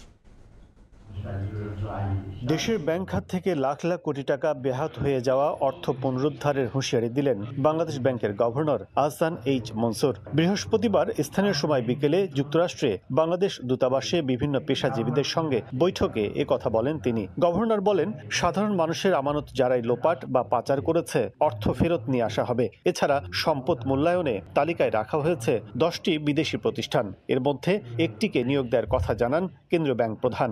যারা এই টাকা নিয়ে দিচ্ছেন না, তার দেশেই থাকুক বিদেশেই থাকুক, তাই হোক, আমরা কনসলিডেট করবো। অর্থাৎ একটা গ্রুপ হয়তো 10টা ব্যাংক দিয়ে দিয়েছে, সবগুলো ব্যাংকের থেকে তথ্য নিয়ে এই একটা গ্রুপের উপর আমরা ক্লেম এস্টাবলিশ করবো। And we will go after the assets at home and abroad. আর্থিক খাতের সংকট মুহূর্তে ব্যাংক গ্রাহকদের ধৈর্য ধরারও প্রশংসা করেন governor. I will give credit to our ডিপোজিটার্স, তাদেরকে ধন্যবাদ দেবো আমি যে তারা সহনশীল। আপনাদের মাধ্যমে এবং আমাদের গণমাধ্যমের মাধ্যমে আমি বলেছি, আগেও বলেছি, ধৈর্য ধরুন, আমরাও বাটা করতে পারবো এবং আমরা করছি। প্রবাসীদের আশ্বস্ত করে বাংলাদেশ ব্যাংকের গভর্নর জানান, মূল্যস্ফীতি কমে আসলে যুক্তরাষ্ট্রের মতো দেশেও 6 মাস পর সুদহার কমানো সম্ভব হবে। বিশ্ব দাতা সংস্থার পাশাপাশি যুক্তরাষ্ট্রে বসবাসরত প্রবাসী বাংলাদেশিদের বাংলাদেশ ব্যাংকের গভর্নর এতটুকু আশ্বস্ত করেছেন, ব্যাংকে বিনিয়োগকারীদের অর্থ যেভাবেই হোক আইনের মধ্য থেকেই ফিরে নিয়ে আসবেন। একই সঙ্গে শাস্তির আওতায় নিয়ে আসবেন ব্যাংক লোপাটকারীদের। কাজল আব্দুল্লাহ, সময় সংবাদ, যুক্তরাষ্ট্র। নারায়ণগঞ্জে অবৈধ ড্রেজারের মাধ্যমে বিভিন্ন নদী থেকে বালু উত্তোলনের মহোৎসব চলছে। নাব্য হারিয়ে নদীর গতিপথ ও ভারসাম্য নষ্টসহ বিলীন হচ্ছে মিঠা পানির মাছও। এলাকাবাসীর অভিযোগ, প্রভাবশালী একটি চক্র প্রশাসনকে ম্যানেজ করেই করছে এমন অপকর্ম। তবে জড়িতদের বিরুদ্ধে ব্যবস্থা নেওয়া সহ শিগগিরই উচ্ছেদ অভিযান শুরুর আশ্বাস বিআইডব্লিউটি-এর। শওকত আলী শওকতের তথ্য ও আরিফ হোসেনের ছবি নিয়ে রিপোর্ট। নদীর তীরে সারিবদ্ধভাবে অবৈধ ড্রেজার বসিয়ে চলছে বালু উত্তোলন। নাব্য হারিয়ে অস্তিত্ব বিলীন হওয়ার পথে নদী। নারায়ণগঞ্জের মেঘনা, ব্রহ্মপুত্র, বুড়িগঙ্গা ও শীতলক্ষ্যা নদীতে চলাচলের সময় চোখে পড়ে অবৈধ ড্রেজার দিয়ে বালু তোলার এমন অরাজকতা। এলাকাবাসীর অভিযোগ, স্থানীয় প্রভাবশালী চক্র দীর্ঘদিন ধরেই প্রশাসনকে ম্যানেজ করে দিনে দুপুরে বালু উত্তোলন করে আসছে। তবে এখন যৌথ বাহিনীর নজর এড়াতে রাতের আধারে চলে এই অপকর্ম। এতে নষ্ট হচ্ছে নদীর গতিপথ ও ভারসাম্য, বিলীন হচ্ছে নদীর পুরানো ঐতিহ্য সহ সব ধরনের মিঠা পানির মাছ, ঝুঁকির মুখে ইলিশ প্রজননও। মেঘনা নদী থেকে বালু উত্তোলনের মাধ্যমে আমরা আমাদের নদীর ভূগর্ভ হারাচ্ছি। দিনের বেলায় ডেজারগুলো বন্ধ থাকে, রাত্রের অন্ধকারে যায় ডেজারে বালু কাটে অবৈধভাবে। কেউ গেলে নদীর অস্তিত্ব ফেরাতে অবৈধ বালু উত্তোলনকারীদের আইনের আওতায় আনার দাবি পরিবেশবাদী সংগঠনের। বিআইডব্লিউটিএ কর্মকর্তা বলছেন, অবৈধ বালু উত্তোলন বন্ধে নজরদারি চলছে, অচিরেই শুরু হবে যৌথ অভিযান। এই যে যারা প্রভাবশালী মহল অবৈধ বালু উত্তোলনের সাথে জড়িত, তাদেরকে আইনের আওতায় আনার জন্য বিশেষভাবে আমি অনুরোধ জানাবো। আমরা কিন্তু দিনের বেলা কোথাও এই ধরনের কোনো বিষয় দেখি না, যেহেতু রাত্রি এবং ভোরবেলা হচ্ছে, বিষয়টা আমরা নজরে আনলাম এবং আমরা অবশ্যই বন্ধ করার চেষ্টা করব। বিআইডব্লিউটি এর তথ্য মতে নারায়ণগঞ্জে গত 1 বছরে অভিযানে নদী থেকে অর্ধ শতাধিক অবৈধ ড্রেজার জব্দ ও উচ্ছেদ করা হয়। সময় সংবাদ, নারায়ণগঞ্জ। রাজধানীর বাসা বাড়ি রেস্তোরাঁর বর্জ্য সংগ্রহ থেকে চলছে শত শত কোটি টাকার বাণিজ্য। এর পেছনে রয়েছে রাজনৈতিক নেতাকর্মী। বর্জ্য ব্যবস্থাপনার জন্য সিটি কর্পোরেশন ট্যাক্স নিলেও প্রতি মাসে বাড়তি দিতে হয় এলাকাভেদে 100 থেকে 500 টাকা।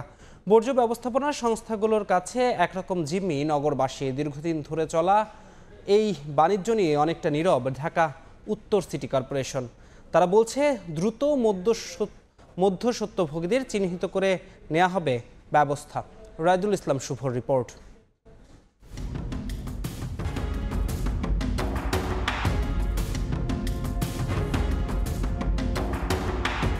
বাসাবাড়ি থেকে হোটেল রেস্তোরাঁ, প্রতিদিনই রাজধানীতে সৃষ্টি হচ্ছে হাজার হাজার টন বর্জ্য। আর 2 সিটিতে সেই বর্জ্য সংগ্রহ করা হয় ঠিকাদারের মাধ্যমে, যা পরিচালিত হয় ওয়ার্ড ভিত্তিক। প্রতিটি ফ্ল্যাট বা ঘরের জন্য নির্ধারিত ফি 100 টাকা। কিন্তু সরজমিনে মিলল ভিন্ন তথ্য। এলাকা ভেদে দেখা যায় যে যেভাবে পারছে সেভাবেই ময়লা সংগ্রহ বাবদ চাঁদা আদায় করছে। রাজধানীর মোহাম্মদপুর এলাকার তাজমহল রোড, এখানে বাসাবাড়ি ও রেস্তোরাঁ থেকে বর্জ্য সংগ্রহ করে স্বপ্ন মানবিক কল্যাণ সংস্থা। এলাকাবাসীর অভিযোগ, সংস্থাটি প্রতিটি বাসাবাড়ি থেকে আদায় করে কমপক্ষে 200 টাকা।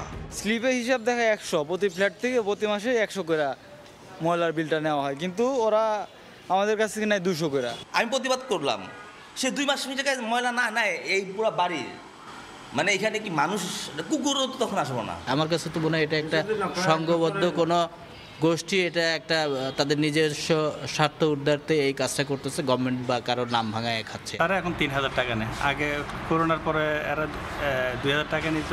আমাদের কাজ করলে এখানে সার্ভিস দেওয়া এবং এদের এগেইনস্টে সার্ভিস চার্জ নেওয়া, এর অতিরিক্ত আমরা কোনো কিছুই করতে পারছি।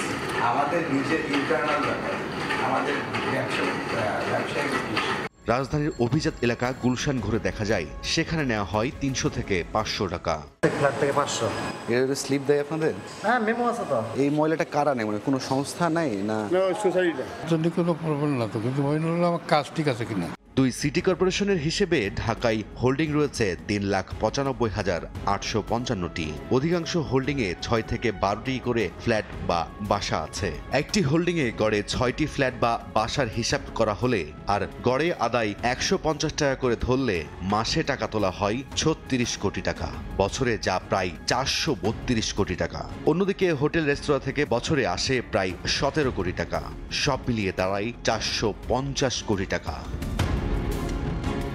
বরাবরই এই বাণিজ্যের সঙ্গে উঠে এসেছে প্রভাবশালী রাজনৈতিক ব্যক্তি ও কিছু ঠিকাদারের নাম। তবে 5 আগস্টের পর থেকে বেশ কিছু এলাকায় দলীয় পরিবর্তন এসেছে। আগে যারা নিত তারা এখন নাই, মনে হয় নতুন লোক আছে।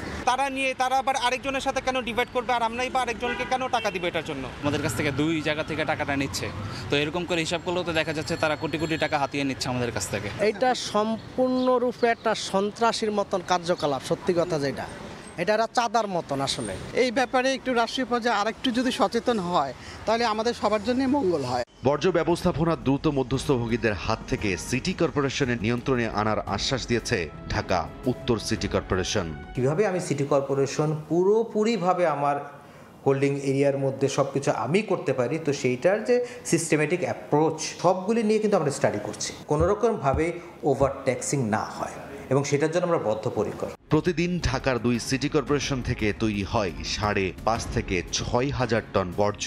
নগরবাসীর দাবি, মধ্যস্থতাভোগী নয়, সিটি কর্পোরেশনই নিক এই ময়লা নেওয়ার দায়িত্ব। রায়দুল ইসলাম শুভ, সময় সংবাদ, ঢাকা।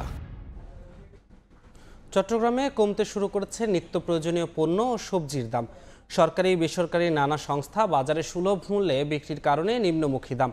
বাজার দরের চেয়ে 20 থেকে 30 টাকা কমে বিক্রি হচ্ছে সব ধরনের পণ্য, যার প্রভাব বাজারেও কমছে দাম। এদিকে নগরীর 7টি স্পটে নতুন সেলস সেন্টারের উদ্বোধন করেন চট্টগ্রাম জেলা প্রশাসন। তেল, পেঁয়াজ ও ডিম ভোক্তার হাতে তুলে দিয়ে সুলভ মূল্যে নিত্য প্রয়োজনীয় পণ্য বিক্রির সেলস সেন্টার উদ্বোধন করলেন চট্টগ্রাম জেলা প্রশাসক ফরিদা খানম, যেখানে সবজি, ডিম বিক্রি হচ্ছে বাজার দরের চেয়ে 20 থেকে 40 টাকা কমে। বৃহস্পতিবার সকালে নগরীর রিয়াজউদ্দিন বাজারে এটি চালুর পর জেলা প্রশাসক জানান, বাজারে দামের ঊর্ধ্বগতির লাগাম টেনে জনমনে স্বস্তি ফেরাতে এমন উদ্যোগ। 10 তারিখের পর থেকেই কিন্তু আমরা বাজারে নেমে পড়েছি, আমরা বিভিন্ন সেগমেন্টে কাজ করছি। নগরীর কর্ণফুলী মার্কেট, বক্সিরহাট, পাহাড়তলী সহ 7টি স্পটে একসাথে চালু হয় সেলস সেন্টার। সহযোগিতায় ছিল ক্যাব, ছাত্র প্রতিনিধি সহ নানা সংস্থা। মূল্যের যে নাভিশ্বাস চলছে সেটা আসলে রুখতে এবং সিন্ডিকেটকে আমরা রুখে দিতে মূলত এখানে আছি। স্বল্প লাভ রেখে পণ্যগুলো বিক্রি করা হচ্ছে, তাই আমরা মনে করি যে অতি সত্বর বাজার নিয়ন্ত্রণে চলে আসবে। এদিকে নগরীর চকবাজারে দীর্ঘ লাইনে দাঁড়িয়ে স্বল্প দামে কিনছেন সাধারণ মানুষ, বিক্রি করছে কৃষি বিপণন অধিদপ্তর। বাজার মূল্য থেকে কম করলো 50 টাকা, 20 টাকা, 30 টাকা করে কম। এটা চলতে থাকে, আমরা মোটামুটি খেয়ে বাঁচতে পারবো। এছাড়া নগরীর বহদ্দাহাট ও 2 নম্বর গেট সহ নানা জায়গায় ট্রাকে করে কম দামে সবজি ও নিত্য প্রয়োজনীয় পণ্য বিক্রি করছে ছাত্র প্রতিনিধিরা। শফিকুল আলম, সময় সংবাদ, চট্টগ্রাম। সিন্ডিকেটের কারসাজিতে কেজি প্রতি আলুর দর ঠেকেছে 7 টাকায়। আলু উৎপাদনের অন্যতম শীর্ষ জেলা মুন্সিগঞ্জের হিমাগার থেকে নিয়ন্ত্রিতভাবে বের করা হচ্ছে আলু। এছাড়া পাইকারি ও খুচরা বাজারের দরেও রয়েছে বড় ফারাক। বাজার মনিটরিং জোরদার না হওয়ায় ক্ষোভ ভোক্তাদের। আবু সাইদের ছবিতে নাসিরউদ্দিন উজ্জ্বলের রিপোর্ট। মুন্সিগঞ্জে পর্যাপ্ত মজুদ থাকার পরও চড়া মূল্যে বিক্রি হচ্ছে আলু। খুচরা বাজারে কেজি প্রতি আলু বিক্রি হচ্ছে 55 থেকে 60 টাকায়। আর গেল বছর একই সময়ে খুচরা বাজারে আলুর দর ছিল 45 টাকা। আলুর দাম বৃদ্ধির জন্য খুচরা বিক্রেতারা দায়ী করছেন পাইকারদের, আর পাইকাররা দুষছেন হিমাগার সিন্ডিকেটকে। ব্যবসায়ীদের অভিযোগ, হাত বদলালেই বাড়ছে দাম, বাজার নিয়ন্ত্রণ করছে সিন্ডিকেট। বাজার মনিটরিং জোরদার না হওয়ায় ক্ষোভ ভোক্তাদের। আলুর দামটা বাড়ে সিন্ডিকেটওয়ালারা, এরা খুচরা দোকানদাররা কি করবো? আমরা তো আলু কিনা নি কোলেস্ট্রলের থেকে, সিন্ডিকেটে কইরা দামটা একটু বাড়ায় বেছে। আলু তো এবার প্রোডাকশন কম, আলু প্রোডাকশন উৎপাদন বাড়াই দিব। কৃষি বিভাগ জানায়, বেশিরভাগ কৃষক পুঁজির অভাবে আলু সংরক্ষণ করতে পারেন না। ফোনের মাধ্যমে দাম বাড়াচ্ছেন মজুতদাররা। এখানে বীজ আলু সংরক্ষণের জন্য একটা আলাদা হিমাগারের প্রস্তাবনাও দিয়েছি অলরেডি। তো এইসব কাজের মাধ্যমে হয়তো তাদেরকে আরেকটু লাভবান করার জন্য আমরা আসলে পদক্ষেপ নিচ্ছি। আলুর দামটা সহনীয় রাখার জন্য আমরা হিমাগার থেকে শুরু করে একদম প্রত্যেকটা পর্যায়ে আমরা মনিটরিং করছি। কৃষি বিভাগের তথ্য মতে মুন্সিগঞ্জে গত মৌসুমে 10 লাখ মেট্রিক টনেরও বেশি আলু উৎপাদন হয়েছিল। এবছর মধ্য নভেম্বর থেকে এখানে শুরু হবে আলু রোপণ মৌসুম। জেলার 54 হিমাগারে এখনও 1,51,000 মেট্রিক টন আলু মজুদ রয়েছে। এর মধ্যে 72,000 মেট্রিক টন খাবার আলু, আর সেগুলো নিয়ে এখন চলছে ব্যস্ততা। মুন্সিগঞ্জের মোক্তারপুর থেকে নাসিরউদ্দিন উজ্জ্বল, সময় সংবাদ। গ্রামীণ অবকাঠামো রক্ষণাবেক্ষণ কর্মসূচির আওতায় শরীয়তপুরের জাজিরা উপজেলার বিভিন্ন উন্নয়নমূলক কাজে অনিয়মের অভিযোগ উঠেছে। কাজ না করেই তোলা হয়েছে বরাদ্দের টাকা। এ নিয়ে জানতে চাইলে উদ্ধত্যপূর্ণ আচরণ করেন প্রকল্প বাস্তবায়ন কর্মকর্তা। শিগগিরই জড়িতদের বিরুদ্ধে ব্যবস্থা নেওয়ার দাবি এলাকাবাসীর, আর তদন্তের আশ্বাস সংশ্লিষ্ট বিভাগের। বিএম ইসরাফিলের পাঠানো তথ্য, খান মোহাম্মদ শিহানের ছবি নিয়ে রিপোর্ট। 2023-24 অর্থ বছরে গ্রামীণ অবকাঠামো রক্ষণাবেক্ষণ কর্মসূচির আওতায় শরীয়তপুরের জাজিরা উপজেলার বিলাসপুর ইউনিয়নের কাজিয়ারচর জমিরউদ্দিন উচ্চ বিদ্যালয় মাঠ ও কবরস্থানে মাটি ভরাটির জন্য 1,70,780 টাকা বরাদ্দ হয়। অথচ ওই শিক্ষা প্রতিষ্ঠানের কেউই জানেন না বরাদ্দের কথা। অন্যদিকে একই ইউনিয়নের পদ্মা নদীর পাড় থেকে আশ্রয়ণ প্রকল্পের সেতু পর্যন্ত খাল খননের জন্য 2,12,000 টাকা বরাদ্দ হলেও কাজ করেনি কেউ। উল্টো খাল ভরাট করে সড়ক নির্মাণ করে পানি নিষ্কাশনের জন্য একটি পাইপ বসানো হয়েছে। অথচ অনুমোদন পায় প্রকল্প, তবে কাজ না করে প্রকল্প বাস্তবায়ন কমিটি দেখিয়ে তোলা হয়েছে টাকা। এমন চিত্র এ উপজেলার একই প্রকল্পের বেশিরভাগ উন্নয়ন কাজের। এ ঘটনায় জড়িতদের দ্রুত বিচারের আওতায় আনার দাবি এলাকাবাসীর। কবরস্থানে তো মাটি হালাই নেই, এরপরে স্কুলের এই মাঠও মাটি হালাই নেই, এই খালও মনে করেন কাটে নেই। মাঠ ভরাটা এই বরাদ্দকৃত টাকাটা কোথায় গেল, কে বা কারা এই টাকা আত্মসাৎ করলো সেটা তো আমরা জানি না। আপনাদের মাধ্যমে প্রথম জানলাম যে আমাদের মাদ্রাসার মাঠ বরাটের নামে একটা বরাদ্দ আসছে। এ বিষয়ে জানতে চাইলে মুঠোফোনে ঔদ্ধত্যপূর্ণ আচরণ করেন উপজেলা প্রকল্প বাস্তবায়ন কর্মকর্তা নজরুল ইসলাম। এত বড় রাস্তা কোটি কোটি হাজার হাজার কোটি টাকার একটা রাস্তা নিয়ে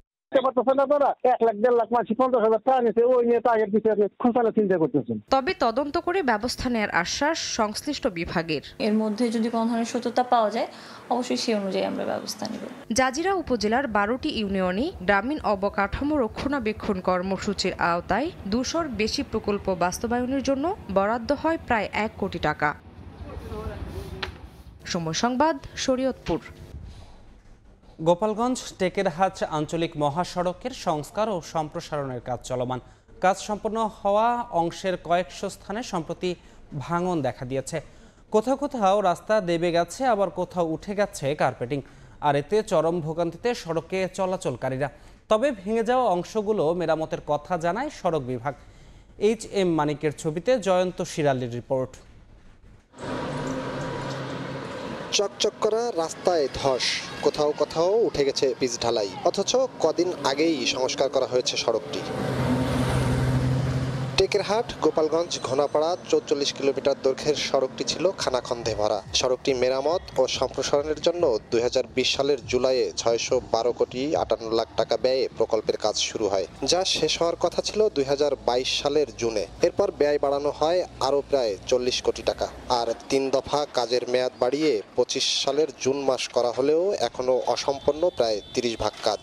রাস্তার যে অবস্থা তাতে আমার মনে হয় না যে আমরা দেখে যেতে পারবো কমপ্লিট রাস্তা। অনেকদিন ধরেই হচ্ছে, প্রায় 3-4 বছর এই একই অবস্থা। উপকার তো হবে না, আরো ক্ষতি বেশি হয়েছে। যা প্রথম রাস্তা ছিল ভালো ছিল।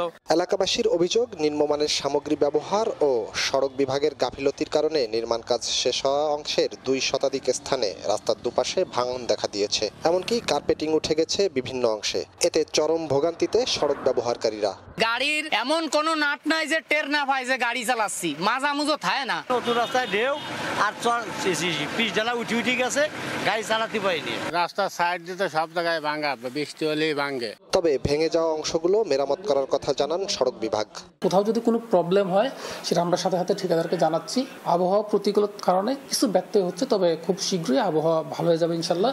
সেক্ষেত্রে আমরা এগুলো রিপেয়ার করে ফেলবো। প্রকল্পটির কাজ করছে 6টি ঠিকাদারি প্রতিষ্ঠান। সড়কটি দিয়ে প্রতিদিন চলাচল করে বিভিন্ন রুটের প্রায় 5000 যানবাহন। জয়ন্ত শিরালি, সময় সংবাদ, গোপালগঞ্জ। 1 বছরের মধ্যে কাজ শেষের কথা থাকলেও মাদারীপুর সদর উপজেলা মডেল মসজিদ ও সাংস্কৃতিক কেন্দ্রের নির্মাণ কাজ শেষ হয়নি 5.5 বছরেও। শুধুমাত্র পাইলিং করেই 1.25 কোটি টাকার বেশি বিল নিয়ে লাপাত্তা ঠিকাদারি প্রতিষ্ঠান। জায়গা নির্ধারণ জটিলতায় মসজিদ নির্মাণ কাজ বিলম্ব হচ্ছে দাবি ইসলামিক ফাউন্ডেশনের। আগের জায়গায় শিগগিরই কাজ শুরুর আশ্বাস গণপূর্ত অধিদপ্তরের। শাহাদাত আকনের ক্যামেরায় সঞ্জয় কর্মকার অভিজিতের রিপোর্ট। ঝোপঝাড় আর কাশবনে ছেয়ে গেছে প্রকল্প এলাকা, পানি জমে সৃষ্টি হয়েছে জলাবদ্ধতা। অথচ এখানেই হওয়ার কথা ছিল মাদারীপুর সদর উপজেলা মডেল মসজিদ ও সাংস্কৃতিক কেন্দ্র।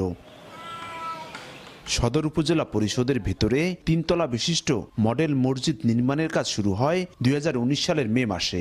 1 বছরের মধ্যে নির্মাণ কাজ শেষ হওয়ার কথা থাকলেও 2021 সালে শেষ হয় শুধুমাত্র পাইলিং। 2023 সালের ফেব্রুয়ারিতে মসজিদ নির্মাণের জায়গা পরিবর্তনের জন্য ইসলামিক ফাউন্ডেশনের প্রধান কার্যালয়ে চিঠি দেয় তৎকালীন জেলা প্রশাসক ডক্টর রহিমা খাতুন। এতে বন্ধ হয়ে যায় নির্মাণ কাজ। এ সুযোগে গণপূর্ত অধিদপ্তরের সাবেক নির্বাহী প্রকৌশলী কামরুল ইসলাম খানের যোগসাজশে নামমাত্র কাজ দেখিয়ে 1.25 কোটি টাকার বেশি বিল নিয়ে লাপাত্তা ঠিকাদারি প্রতিষ্ঠান। এই মসজিদ তো কিছুদিন মধ্যে ভাঙিয়েও গেল, কদিন আগে। এই দুর্ভোগের মধ্যে নামাজ কালাম পড়তে হয় আমাদের। এই জায়গা আমাকে বিশেষ প্রয়োজন মুসিলে এই মসজিদের, কিন্তু এই মসজিদটা এলোমেলো করে ওই সাইডে নিয়ে গেল, লাস্ট পর্যন্ত মসজিদটা হইল না। ধর্মের নামে টাকাগুলি আত্মসাৎ করছে এই উপজেলার, আমরা অবশ্যই তাদের আইনের আওতায় আনতে চাই। ইসলামিক ফাউন্ডেশন বলছে প্রকল্পের জায়গা নির্ধারণের ভুল সিদ্ধান্তের কারণেই পিছিয়ে আছে মডেল মসজিদ নির্মাণ কার্যক্রম। এদিকে নতুন ঠিকাদার নিয়োগ দিয়ে আগের জায়গায় দ্রুত কার্যক্রম শুরুর আশ্বাস গণপূর্ত অধিদপ্তরের। হাজিদের প্রশিক্ষণ, ইমামদের প্রশিক্ষণ, বিভিন্ন কার্যক্রম এবং সরকারি ব্যবস্থাপনায় হেফসের ব্যবস্থা, মসজিদ গণশিক্ষা কার্যক্রম, দারুল আরকাম মাদ্রাসা কার্যক্রম বহুত আছে, সেক্ষেত্রে মানুষের যাতায়াতের সুগম পথ এটা সহজ। জায়গার জটিলতা তৈরি হয়েছিল, এটা এখন সেটা সমাধান হয়েছে। মন্ত্রণালয় থেকে আমরা অনুমোদন পেয়েছি যে আগের জায়গাতেই সেটা করা হবে।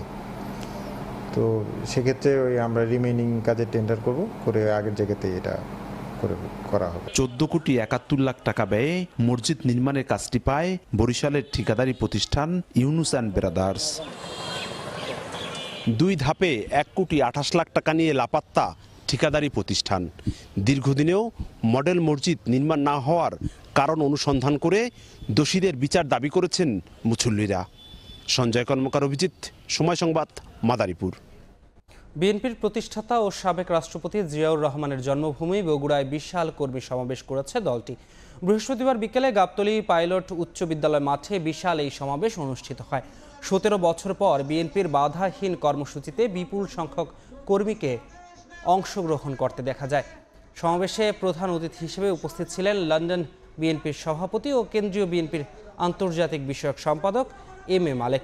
এ সময় তিনি দাবি করেন, জিয়াউর রহমান হত্যাকাণ্ড এবং বিডিআর বিদ্রোহের ঘটনায় মদদ রয়েছে শেখ হাসিনার। জনবল সংকটে চিকিৎসা সেবায় ব্যাহত হচ্ছে ফরিদপুরের ইউনিয়ন স্বাস্থ্য ও পরিবার কল্যাণ কেন্দ্রগুলোতে। অভিযোগ উঠেছে, সপ্তাহের বেশিরভাগ সময় বন্ধ থাকে স্বাস্থ্যকেন্দ্র, মেলে না কাঙ্ক্ষিত ওষুধ, এমনকি কোনো কোনো কেন্দ্র জরাজীর্ণ হয়ে পড়ে আছে। এতে স্বাস্থ্যসেবা বঞ্চিত হচ্ছেন গ্রামের মানুষ। তবে শিগগিরই সংকট সমাধানের আশ্বাস কর্তৃপক্ষের। শিকদার সজলের পাঠানো তথ্য ও ছবি নিয়ে রিপোর্ট। সকালে তালাবদ্ধ স্বাস্থ্যকেন্দ্র ভবনের সামনে পাটকাঠি শুকাচ্ছেন স্থানীয়রা। তারা জানান, সপ্তাহে শুধুমাত্র একবার খোলা হয় কেন্দ্রটি। তীব্র জনবল সংকট ফরিদপুরের পরিবার পরিকল্পনা বিভাগে।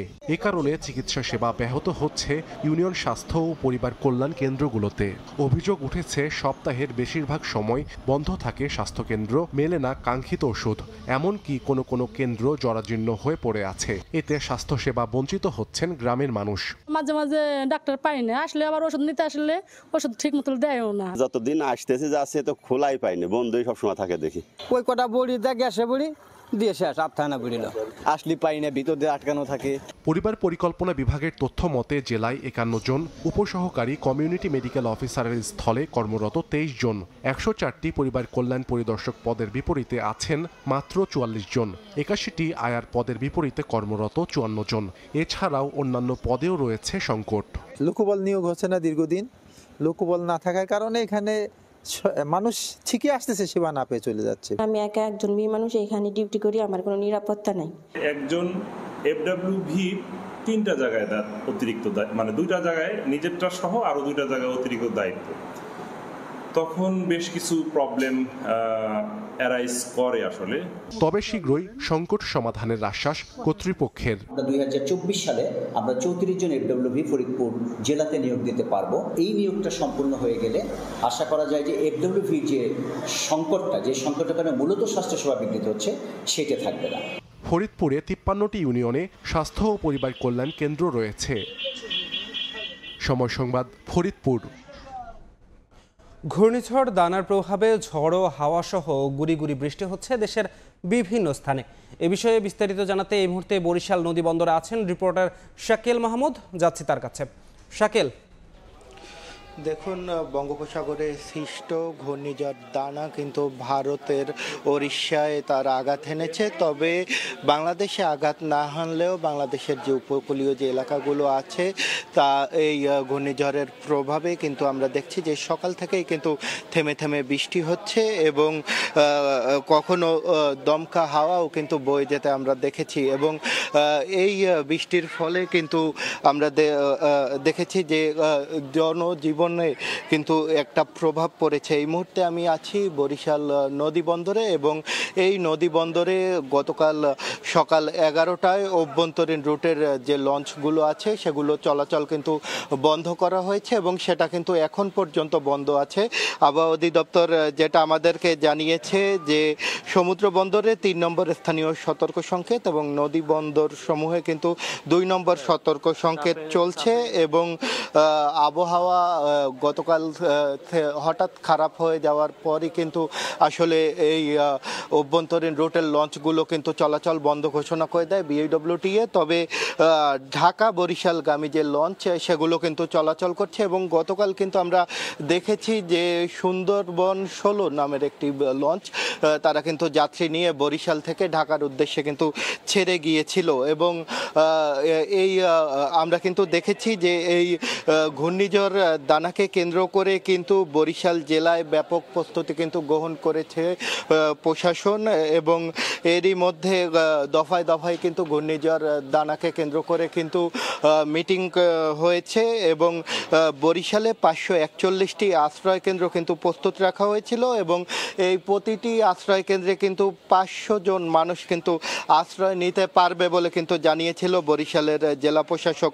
এবং এর বাইরে মাধ্যমিক বিদ্যালয়, মাদ্রাসা এবং কলেজ সহ 798টি এবং 1500টি প্রাথমিক বিদ্যালয়ের ভবনও কিন্তু দুর্যোগকালীন সময়ের জন্য কিন্তু প্রস্তুত রাখা হয়েছিল। এছাড়া ত্রাণ কাজ পরিচালনার জন্য 12,26,000 টাকার নগদ অর্থ সহ কিন্তু আমরা কিন্তু দেখেছি যে প্রশাসনের যারা ছিল তারা কিন্তু প্রতিনিয়তই কিন্তু তারা প্রস্তুতি নিয়েছে এবং জেলা প্রশাসক যেটা আমাদেরকে জানিয়েছে যে যেহেতু বর্তমানে মাঠে সেনাবাহিনী কাজ করছে,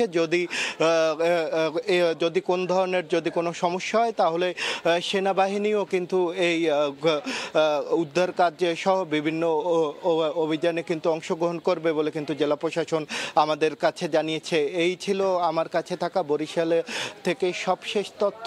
আমরা যাব সহকর্মী বাবরের কাছে, জানবো সেখানকার খবরাখবর। ঘূর্ণিঝড় দানা, আর এই ঘূর্ণিঝড় দানা মোকাবেলায় কিন্তু গত পরশু থেকে যে পটুয়াখালী জেলা প্রশাসক কিন্তু ব্যাপক প্রস্তুতি গ্রহণ করেছে। পটুয়াখালীতে কিন্তু জানেন যে উপকূলীয় জেলা প্রতি বছর কোনো না কোনো দুর্যোগ হানা দেয় এই উপকূলীয় জেলায়, তাই এবছরে কোনো ব্যতিক্রম হয়নি। এবছর কিন্তু ঘূর্ণিঝড় দানা ঠিক এই সময় কিন্তু হানা দিতে শুরু করেছে। তবে ঘূর্ণিঝড় দানার প্রভাবে কিন্তু সমুদ্র সৈকত কুয়াকাটা উত্তাল রয়েছে, বড় বড় ঢেউ আসতে পড়ছে সৈকতে, আর ঝড় হাওয়া সহ হালকা বৃষ্টিপাত হচ্ছে এই সমুদ্র সৈকত কুয়াকাটায়। গতকাল কিন্তু ঘূর্ণিঝড় দানার প্রভাবে কিন্তু পটুয়াখালী মির্জাগঞ্জ উপজেলার দেউলি গ্রামে কিন্তু 7টি ঘর বিধ্বস্ত হয়েছে। এতে কিন্তু আহত হয়েছে 3 জন। আহতদের স্থানীয় স্বাস্থ্য কমপ্লেক্সে চিকিৎসা দেওয়া হয়েছে বলে জানিয়েছে পটুয়াখালী জেলা প্রশাসন।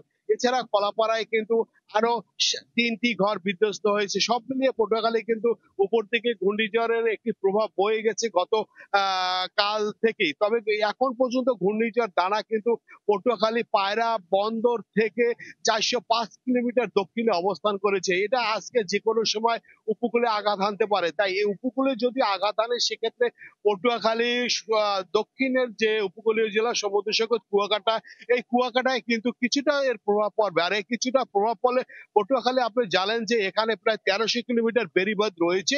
এই 1300 কিলোমিটার বেড়িবাঁধের ভিতর কিন্তু 20 কিলোমিটার বেড়িবাঁধ কিন্তু আংশিক ক্ষতিগ্রস্ত হয়ে রয়েছে। এই বেড়িবাঁধ থেকে যদি পানি ঢুকে লোকালয়ে প্রবেশ করে তাহলে কিন্তু অনেক মানুষই কিন্তু পানিবন্দী হয়ে থাকবে এবং ক্ষতিগ্রস্ত হবে সাধারণ মানুষ।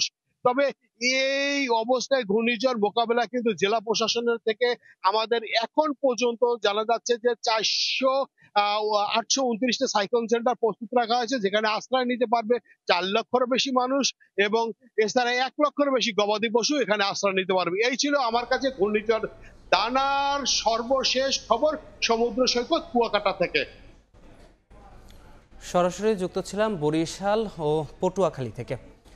জরায়ুমুখের ক্যান্সার প্রতিরোধে সিলেট, হিলি, রাঙামাটি, জামালপুর, লক্ষ্মীপুর সহ সারা দেশে শুরু হয়েছে টিকাদান কর্মসূচি। নিরাপদ মাতৃত্ব নিশ্চিত করতে 10 থেকে 14 বছর বয়সী কিশোরীদের মাঝে হিউম্যান প্যাপিলোমা ভাইরাস HPV টিকাদানের উদ্যোগ গ্রহণ করেছে সরকার। বেসরকারিভাবে এই টিকা ব্যয়বহুল হওয়ায় সরকারিভাবে সব কিশোরীদের মাঝে দেয়া হবে এই টিকা। স্বাস্থ্য বিভাগ জানিয়েছে আগামী 22 নভেম্বর পর্যন্ত টানা 18 দিন বিভিন্ন শিক্ষা প্রতিষ্ঠান, জেলা ও উপজেলা স্বাস্থ্য কমপ্লেক্স সহ সব টিকাদান কেন্দ্রে চলবে টিকার প্রথম ডোজের এই কার্যক্রম। সকালেই জমে ওঠে মানিকগঞ্জের সাটুরিয়ার পল্লী হাট। এই হাটে সকালেই কৃষক তাদের উৎপাদিত সবজি নিয়ে হাটে আসেন, আর সকালেই টাটকা সবজি নিতে হাজির হন দূর দূরান্তের পাইকাররা। হাটের সবজির বেচাকেনার খবর জানাতে এই মুহূর্তে পল্লী হাটে আছেন রিপোর্টার মোহাম্মদ ইউসুফ আলী। সরাসরি যুক্ত হচ্ছে তার সাথে। ইউসুফ, এই যে ঘূর্ণিঝড় ডানার প্রভাবে দুদিন বৃষ্টিপাত হলেও কৃষকরা কিন্তু এই মুহূর্তে কিন্তু সেই বৃষ্টিপাত নেই এবং সূর্য উঠেছে এবং প্রচুর সবজির সরবরাহ কিন্তু এই হাটটি এসেছে এবং কি বেচাকেনা হচ্ছে। আমরা প্রচুর বেগুন দেখতে পাচ্ছি, বেগুন, লাউ, শশা, ধুন্দুল, ঢেঁড়স, মূলা এবং বরবটি, অর্থাৎ শীতের আগাম সবজি কিন্তু এখানে এসেছে। সেটা আজকের যে দরদাম তাতে কিন্তু কৃষকরা বলছেন যে কমপক্ষে 10 থেকে 15 টাকা প্রকার ভেদে 20 টাকা পর্যন্ত প্রতিটা সবজির দাম কমেছে। বেগুনের দাম কমেছে প্রতি কেজিতে 10 থেকে 15 টাকা পর্যন্ত, বেচাকেনা হচ্ছে 45 থেকে 50 টাকা কেজি এই মুহূর্তে। এছাড়াও কিন্তু করলা বিক্রি হচ্ছে এখানে 45 থেকে 65 থেকে 70 টাকা প্রতি কেজি, দাম কমেছে 5 থেকে 7 টাকা পর্যন্ত। শশা বিক্রি হচ্ছে এখানে 35 থেকে 40 টাকা প্রতি কেজি, 7 থেকে 10 টাকা কমেছে। লাউটা প্রতি পিস বিক্রি হচ্ছে এখানে 40 থেকে 45 টাকা পিস আকার বেঁধে এখানে কম বেশি যাচ্ছে। প্রতি পিসের দাম কমেছে 7 থেকে 10 টাকা পর্যন্ত। ধুন্দুল এখানে প্রতি কেজিতে বিক্রি হচ্ছে 45 থেকে 50 টাকা, সপ্তাহ ব্যবধানে দাম কমেছে 5 থেকে 7 টাকা পর্যন্ত। ঢেঁড়স এখানে বিক্রি হচ্ছে প্রতি কেজি 47 থেকে 50 টাকা প্রতি কেজিতে, দাম কমেছে 3 থেকে 4 টাকা পর্যন্ত। ধনিয়ার পাতা এখানে বিক্রি হচ্ছে 150 থেকে 155 টাকা প্রতি কেজিতে, সপ্তাহ ব্যবধানে দাম কমেছে 10 থেকে 15 টাকা পর্যন্ত। মূলা বিক্রি হচ্ছে 40 থেকে 45 টাকা কেজি, সপ্তাহ ব্যবধানে দাম কমেছে এখানে 10 থেকে 12 টাকা পর্যন্ত। বরবটি এখানে বিক্রি হচ্ছে 60 থেকে 65 টাকা প্রতি কেজি, প্রতি কেজিতে দাম কমেছে। এছাড়া আমরা কিন্তু দেখেছি যে শীতকালীন যে সবজি রয়েছে, যেমন এখানে ফুলকপি, সেটাও কিন্তু এখানে এসেছে, যার জন্য কিন্তু কৃষকরা বলছে যে সরবরাহটা বৃদ্ধি পাওয়ার কারণেই কিন্তু এখানে দামটি কমেছে এবং আবহাওয়া ভালো থাকার কারণে কিন্তু প্রচুর পরিমাণে কৃষকরা এখানে এসেছে। এইটা সবজির আড়তে পল্লী, এই আড়তে প্রতিদিন কমপক্ষে 10 থেকে 15 লাখ টাকার বিভিন্ন ধরনের সবজি বেচাকেনা হয়। এই ছিল আমার কাছে এই মানিকগঞ্জের সাটুরিয়ার পল্লী হাট থেকে সবজির সর্বশেষ তথ্য।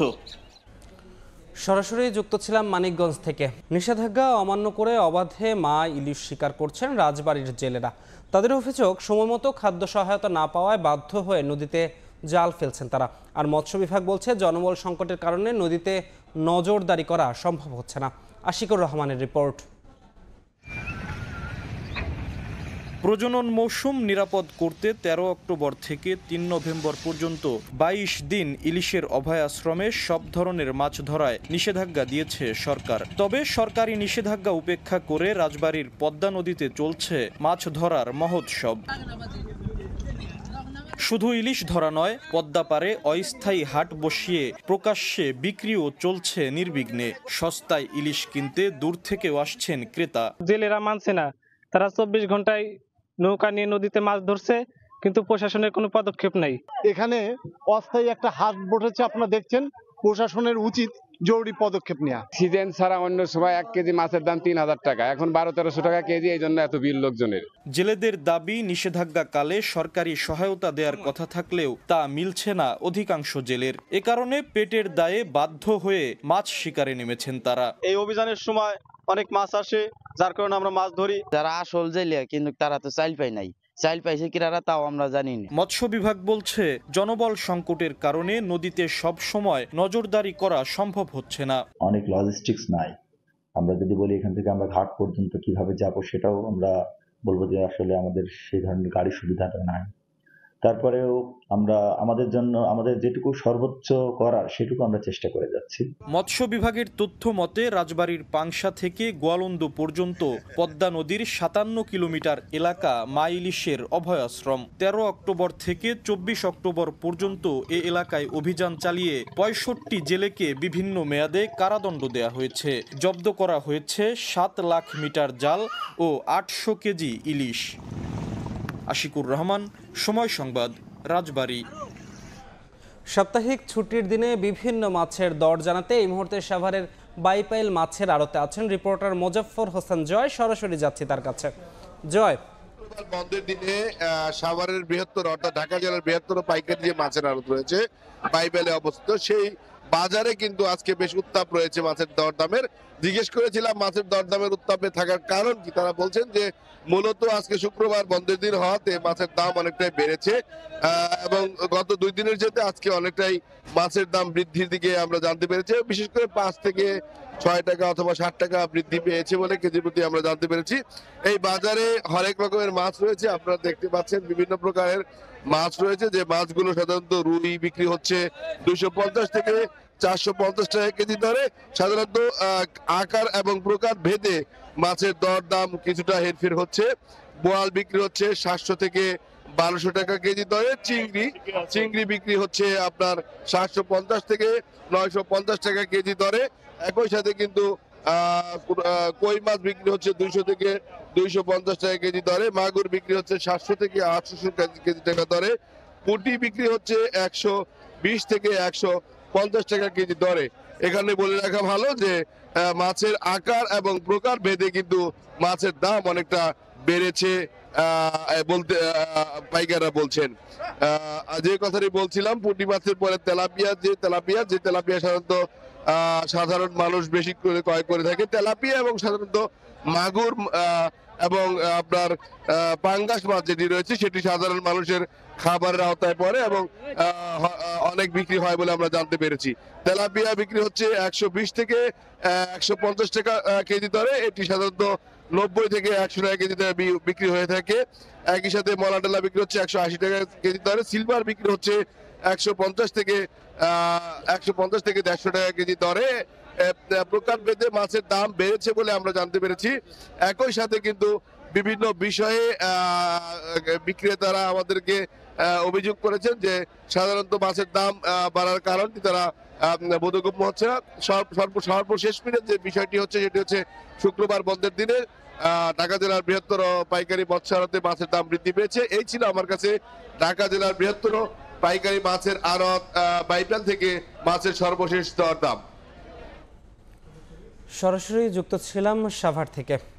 দেশের সর্ব উত্তরের জেলা পঞ্চগড়ের তেঁতুলিয়ায় দেখা দিতে শুরু করেছে হিমালয়ের পর্বতশৃঙ্গ কাঞ্চনজঙ্ঘা।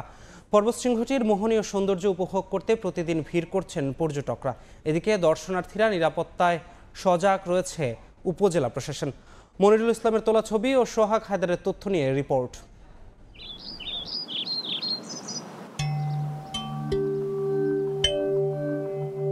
শরৎ শেষে প্রকৃতিতে চলছে হেমন্ত।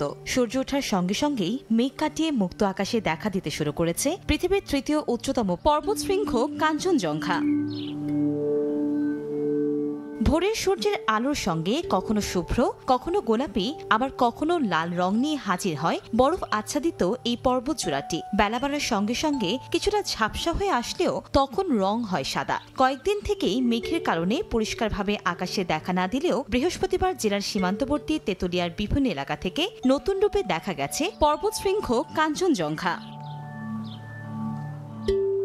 কাঞ্চনজঙ্ঘার সৌন্দর্য দেখতে তেঁতুলিয়ায় ভিড় করছেন দেশের বিভিন্ন প্রান্ত থেকে আসা দর্শনার্থীরা। অনেকেই আবার এই চমৎকার মুহূর্তটি মোবাইল ফোনে ধারণ করার চেষ্টা করছেন। খালি চোখে এমন মোহনীয় সৌন্দর্য দেখতে পেয়ে খুশি পর্যটকরা। কাঞ্চনজঙ্ঘার যে চূড়াটা স্পষ্টই আমরা সূর্যের আলো পড়েছিল, তখন আমরা বেশ ভালো দেখলাম। তারপরে পরবর্তীতে আমরা তেঁতুলিয়া নেমে এখানে আসলাম। এখানে স্পট থেকে আমরা মোটামুটি ভালোই দেখেছি। অনেকে নাকি অনেকদিন ধরে আসছে কিন্তু আসলে দেখতে পাচ্ছে না, কিন্তু লাকিলি আমরা এটা পেয়ে গেছি আর কি আজকে। তো ভালো লাগলো আসলে বাংলাদেশ থেকে কাঞ্চনজঙ্ঘা দেখা যায়। ভোরে উঠে ঘুম থেকে উঠে আসার পরে আমরা পরিষ্কার দেখতে পেরেছি এবং ভালো লেগেছে। এদিকে দর্শনার্থীদের নিরাপত্তায় সব ধরনের ব্যবস্থা গ্রহণ করা হয়েছে বলে জানায় উপজেলা প্রশাসন। আবাসন ব্যবস্থার জন্য আমাদের সরকারি রেস্ট হাউসগুলো ইতিমধ্যে সংস্কার কার্যক্রম সম্পন্ন হয়েছে।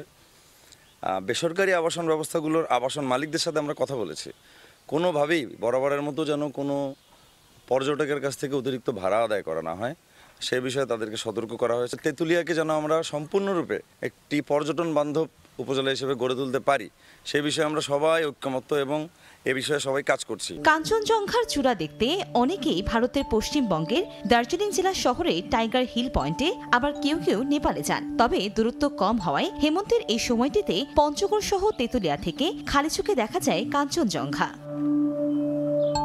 সময় সংবাদ, পঞ্চগড়। যুক্তরাষ্ট্রের প্রেসিডেন্ট নির্বাচন নিয়ে টান টান উত্তেজনা বিরাজ করছে। চলছে আগাম ভোট। এরই মধ্যে রেকর্ড সংখ্যক 3 কোটিরও বেশি মার্কিন আগাম ভোট দিয়েছেন। দুদলের প্রার্থীরই দাবি জয়ের বন্দরে ফেরার।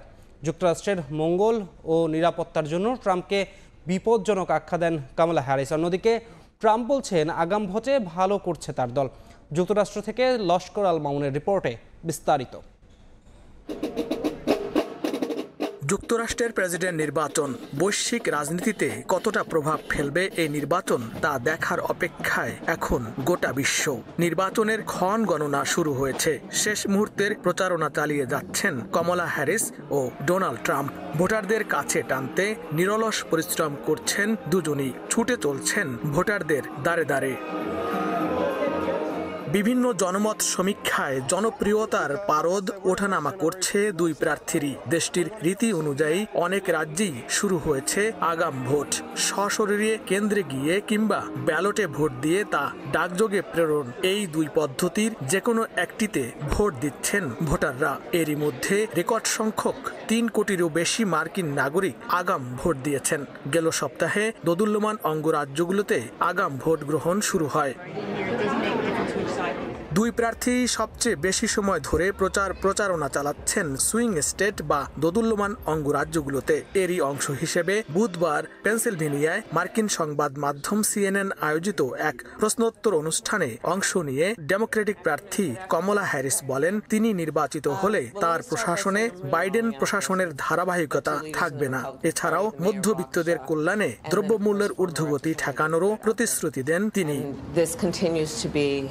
অপরদিকে একই দিন রিপাবলিকান প্রার্থী ডোনাল্ড ট্রাম্প আরেক গুরুত্বপূর্ণ অঙ্গরাজ্য জর্জিয়ায় প্রচারণাকালে আগাম ভোটের প্রসঙ্গে তিনি বলেন, প্রতিটি অঙ্গরাজ্যেই রেকর্ড মাত্রায় ভোট পড়ছে এবং এতে রিপাবলিকান দল ভালো করছে। লস্কর আল মামুন, সময় সংবাদ, যুক্তরাষ্ট্র। মার্কিন প্রেসিডেন্ট নির্বাচন নিয়ে বিভিন্ন প্রতিষ্ঠানের সর্বশেষ জরিপে ডেমোক্রেট পদপ্রার্থী কমলা হ্যারিসের চেয়ে এগিয়ে গেছেন রিপাবলিকান প্রার্থী ডোনাল্ড ট্রাম্প।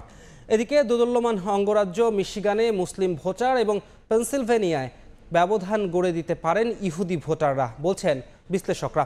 ভোটারদের নিজের দিকে টানতে দোদুল্যমান অঙ্গরাজ্যগুলোতে শেষ মুহূর্তের প্রচার চালিয়ে যাচ্ছেন প্রতিদ্বন্দ্বী দুই প্রার্থী কমলা ও ট্রাম্প। যুক্তরাষ্ট্র থেকে হাসানুজ্জামান সাকির রিপোর্ট। নির্বাচনের বাকি আর মাত্র 12 দিন। তীব্র লড়াইয়ের আভাস সর্বত্র। যুক্তরাষ্ট্রের 3টি কলেজ ফ্রাঙ্কলিন, মার্শাল ও মেরিস্ট এবং সংবাদ মাধ্যম ওয়াল স্ট্রিট জার্নাল পরিচালিত সর্বশেষ জরিপে ডেমোক্রেটিক প্রেসিডেন্ট পদপ্রার্থী কমলা হ্যারিসের চেয়ে এগিয়ে গেছেন রিপাবলিকান প্রার্থী ডোনাল্ড ট্রাম্প। মেরিস্ট কলেজের জরিপে অ্যারিজোনায় 1 পয়েন্টে ও নর্থ ক্যারোলাইনায় 2 পয়েন্টে এগিয়ে রাখা হয়েছে ট্রাম্পকে। জর্জিয়ায় কমলা ও ট্রাম্প দুজনেরই জনসমর্থন দেখানো হয়েছে 49% করে। অপরদিকে ফ্রাঙ্কলিন ও মার্শাল কলেজের জরিপে পেনসিলভেনিয়ায় ট্রাম্পের সমর্থন 50% ও কমলার পক্ষে 49% ভোটার রয়েছেন। ট্রাম্পের জন্য সুখবর নিয়ে এসেছে ওয়াল স্ট্রিট জার্নালের জরিপও। তাতে দেখা গেছে দেশব্যাপী জনপ্রিয়তায় কমলার চেয়ে এগিয়ে আছেন তিনি। ট্রাম্প পেয়েছেন 47% আর তার প্রতিদ্বন্দ্বী কমলা পেয়েছেন 45% জনসমর্থন। এর আগে গেল আগস্টে আরেকটি জরিপ করেছিল সংবাদ মাধ্যমটি। সে সময় ট্রাম্পের চেয়ে 2 পয়েন্টে এগিয়েছিলেন কমলা। এদিকে বৃহস্পতিবার ডোনাল্ড ট্রাম্প দোদুল্যমান অঙ্গরাজ্য অ্যারিজোনা ও নেভাডায় একাধিক স্থানে জনসভা করেছেন। আর সাবেক প্রেসিডেন্ট বারাক ওবামাকে সঙ্গে নিয়ে জর্জিয়ায় প্রচারণা চালিয়েছেন কমলা হ্যারিস। ভোটারদের নিজের দিকে টানতে শেষ মুহূর্তের প্রচারণায় এখন ব্যস্ত কমলা হ্যারিস ও ডোনাল্ড ট্রাম্প। হাসানুজ্জামান সাকি, সময় সংবাদ, যুক্তরাষ্ট্র। 5 নভেম্বরের প্রেসিডেন্ট নির্বাচন ঘিরে মার্কিনদের মাঝে টান টান উত্তেজনা বিরাজ করছে। তীব্র লড়াইয়ের আভাস পাওয়া গেছে দুই প্রার্থীর মধ্যে। চলছে নানা সমীকরণ। এবার থাকছে মার্কিন নির্বাচন নিয়ে সময় সংবাদের বিশেষ আয়োজন হোয়াইট হাউসের লড়াই।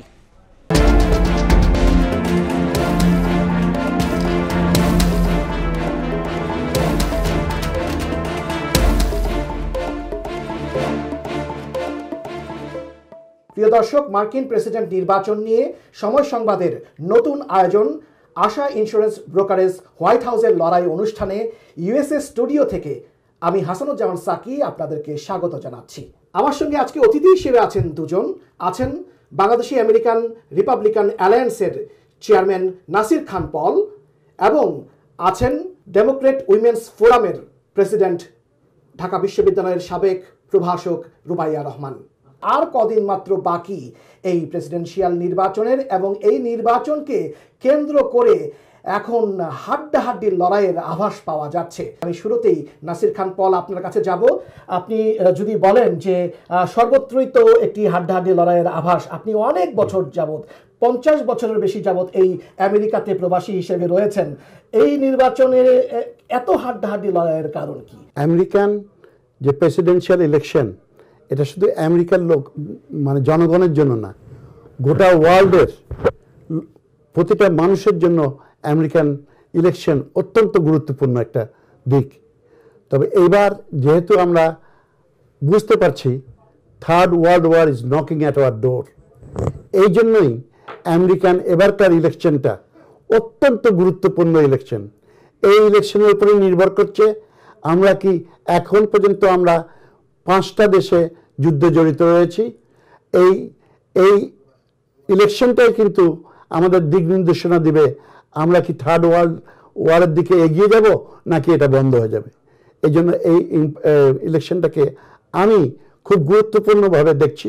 শুধু আমি না, সমগ্র আমেরিকানবাসীরাই বেশ গুরুত্বপূর্ণভাবে দেখছি। ধন্যবাদ নাসির খান পল। আমরা রুবাইয়া রহমান আপনার কাছে চাই, আপনার কাছে এই নির্বাচন কেন এত গুরুত্বপূর্ণ এবার এবং এত হাড্ডাহাড্ডি হওয়ার কারণ কি বলে মনে হয়?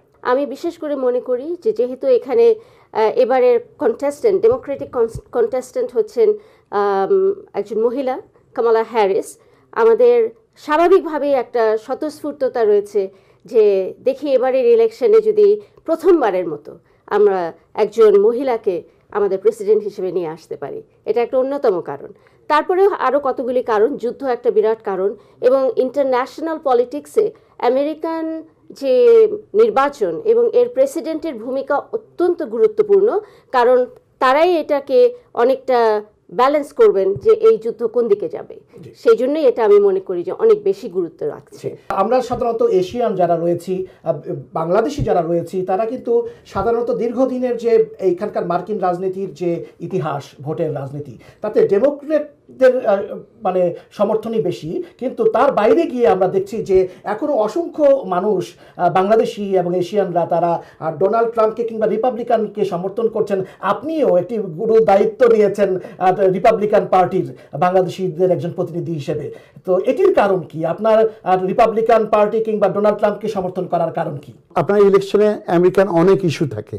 এবারকার ইলেকশনটা আমরা ন্যারো ডাউন করেছি।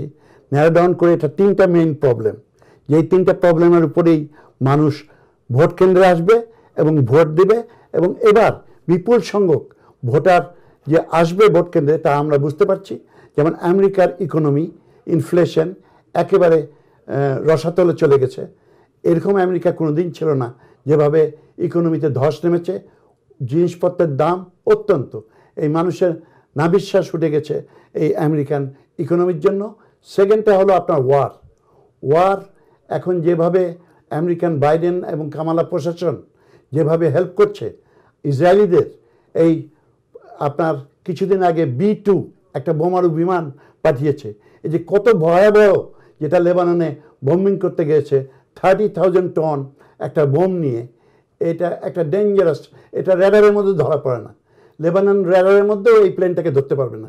তো এই যে এইভাবে যে আমরা 60,000 মুসলমান মরে যাওয়ার পর যে আমেরিকান প্রশাসন এইভাবে ইসরায়েলকে একেবারে অন্ধের মতন সাহায্য করছে, এটা আমরা স্টপ করতে চাই। আমরা রিপাবলিকানরা এটা স্টপ করতে চাই, এবং এটা বুঝতে পেরেই যেহেতু আমাদের এশিয়ানদের মধ্যে বিশেষ করে যারা ওয়ার চায় না, মুসলমান বলেন, মুসলমানরা আমাদেরকে বেশি সাপোর্ট করছে, অনেক সাপোর্ট করছে। যেমন একটা এক্সাম্পল দেই, মিশিগানে ম্যাক্সিমাম মুসলমান ওখানে থাকেন লেবানিজ বংশোদ্ভূত, তারা এবার 200,000 ভোট এটা আপনার রিপাবলিকানের দিকে চলে এসছে। জি, ধন্যবাদ আপনাকে। আমি একটু রুবাইয়া রহমান আপনার কাছে যাই।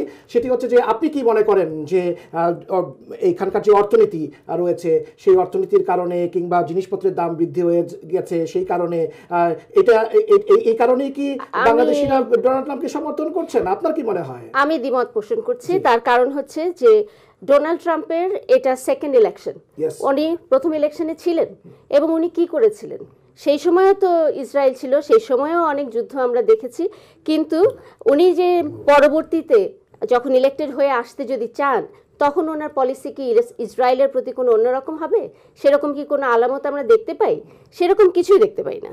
তার কারণ হচ্ছে যে সবাই দিন শেষে ওই ইসরায়েলকেই পিছনে রেখে দেয়, কারণ তাদের সাথে একটা স্বার্থর ব্যাপার রয়ে গেছে। সুতরাং এইটাই মেইন কারণ যে ট্রাম্পকে ভোট দেওয়ার, তা না। ট্রাম্পের রাজনীতি হচ্ছে ভয়ের রাজনীতি। সবসময় সে আমাদেরকে একটা ভয় দেখাচ্ছে। কি বলছে যে ভেনেজুয়েলার সব গ্যাং এসে আমেরিকা দখল করে ফেলছে, কলোরাডোতে ওখানে বাড়ির ভিতরে ঢুকে যাচ্ছে, দখল করে নিচ্ছে। এই যে ভয়ের রাজনীতি, এই ভয়ের রাজনীতি দিয়ে সবাইকে একটা জুজুর ভয় দেখিয়ে উনি একদিকে নিয়ে যাচ্ছে। ওনার কি পলিসি আছে? কোনো পলিসি নেই। কি করে ইকোনমি ঠিক করবে, কিভাবে যুদ্ধ ঠিক করবে, কিভাবে আমেরিকান পলিটিক্সকে বা আমেরিকান ভাবমূর্তিকে বিশ্বের সম্মুখে তুলে ধরবে, কোনো কিছুই নেই। শুধুমাত্র ইমিগ্রেন্ট আসলো আর ইমিগ্রেন্ট খেয়ে ফেললো, ইমিগ্রেন্ট আমাদেরকে তাড়িয়ে দিবে, এই একটাই তার নীতি। এবং একটার এই প্রোপাগান্ডা করে করেই কিন্তু উনি সমস্ত ক্যাম্পেইনে, তার আর কিছু নেই। উনি খালি মনে করেন হ্যাঁ একটা নীতি আসবে, আমি একটা প্রপোজ করছি, আমি একটা চিন্তা করছি। 14 দিন আগেও যদি উনি খালি চিন্তাই করছে, তাহলে ওনার পলিসিটা কি? জি, আমি একটু ফিরবো আপনার কাছে রুবাইয়া রহমানের কথাটি ধরে। আপনি নিজেও একজন ইমিগ্রেন্ট, আমরা সবাই ইমিগ্রেন্ট।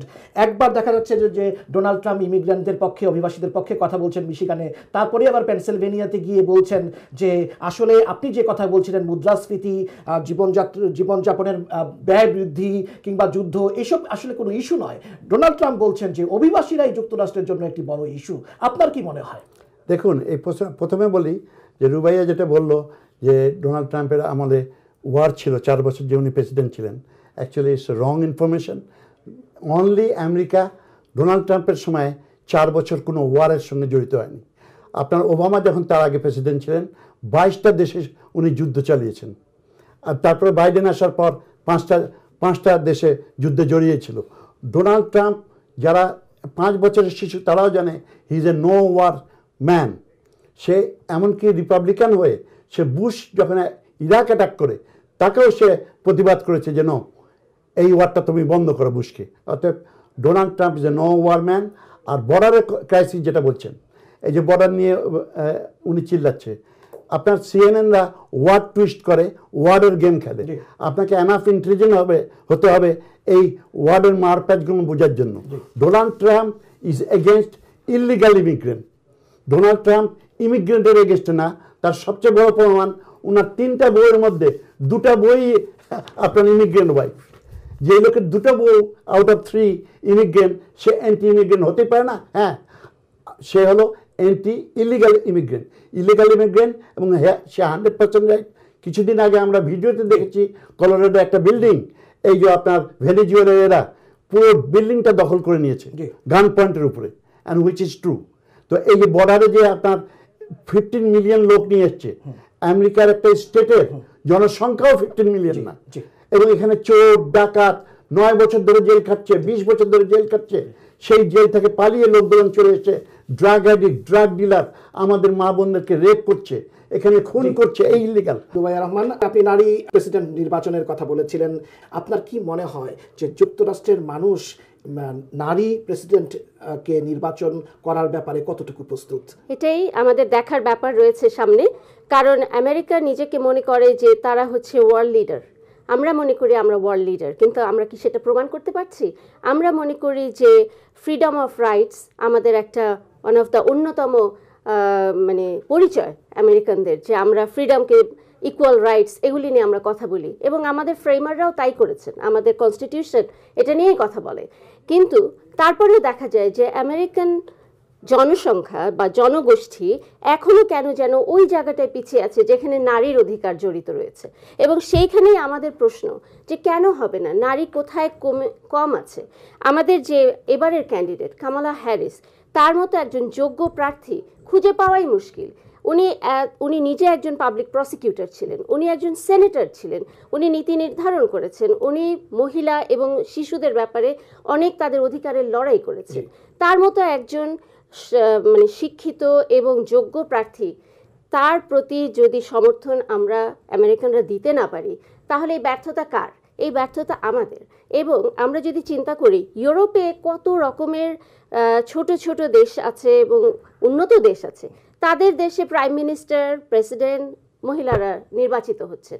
সেখানে আমেরিকাতে এত বছরের একটা ইতিহাসে আমরা একজন নারী প্রেসিডেন্ট হিসেবে আনতে পারছি না। তাহলে কি এই বছর কি সেই সুযোগ আসবে? অবশ্যই এই বছরই সুযোগ, এবং এই বছরই আনতে হবে, কারণ there is no comparison between Kamala Harris and Donald Trump. ওকে, ধন্যবাদ রুবাইয়া। মিস্টার পল, আমেরিকা সুশাসনের একটি দেশ, গণতান্ত্রিক একটি দেশ। সারা পৃথিবীতে যেখানে বৈষম্য, নারীর ক্ষমতায়ন, এই বিষয়গুলো তারা প্রতিষ্ঠিত করে, কিন্তু 250 বছরের ইতিহাসে একজনও নারী ক্ষমতায় আসেনি, প্রেসিডেন্ট হয়নি। এবার নারী প্রার্থী হয়েছেন। আপনি কি মনে করেন যে কেন আমেরিকান ভোটাররা নারী প্রেসিডেন্ট নির্বাচন করার ব্যাপারে অনীহা? সবচেয়ে বড় কথা হলো, আমি যদি পল খান বলি আমি একজন পুরুষ মানুষ, আমাকে ভোট দেন, তো আমি নিজেকে আন্ডার এস্টিমেট করব।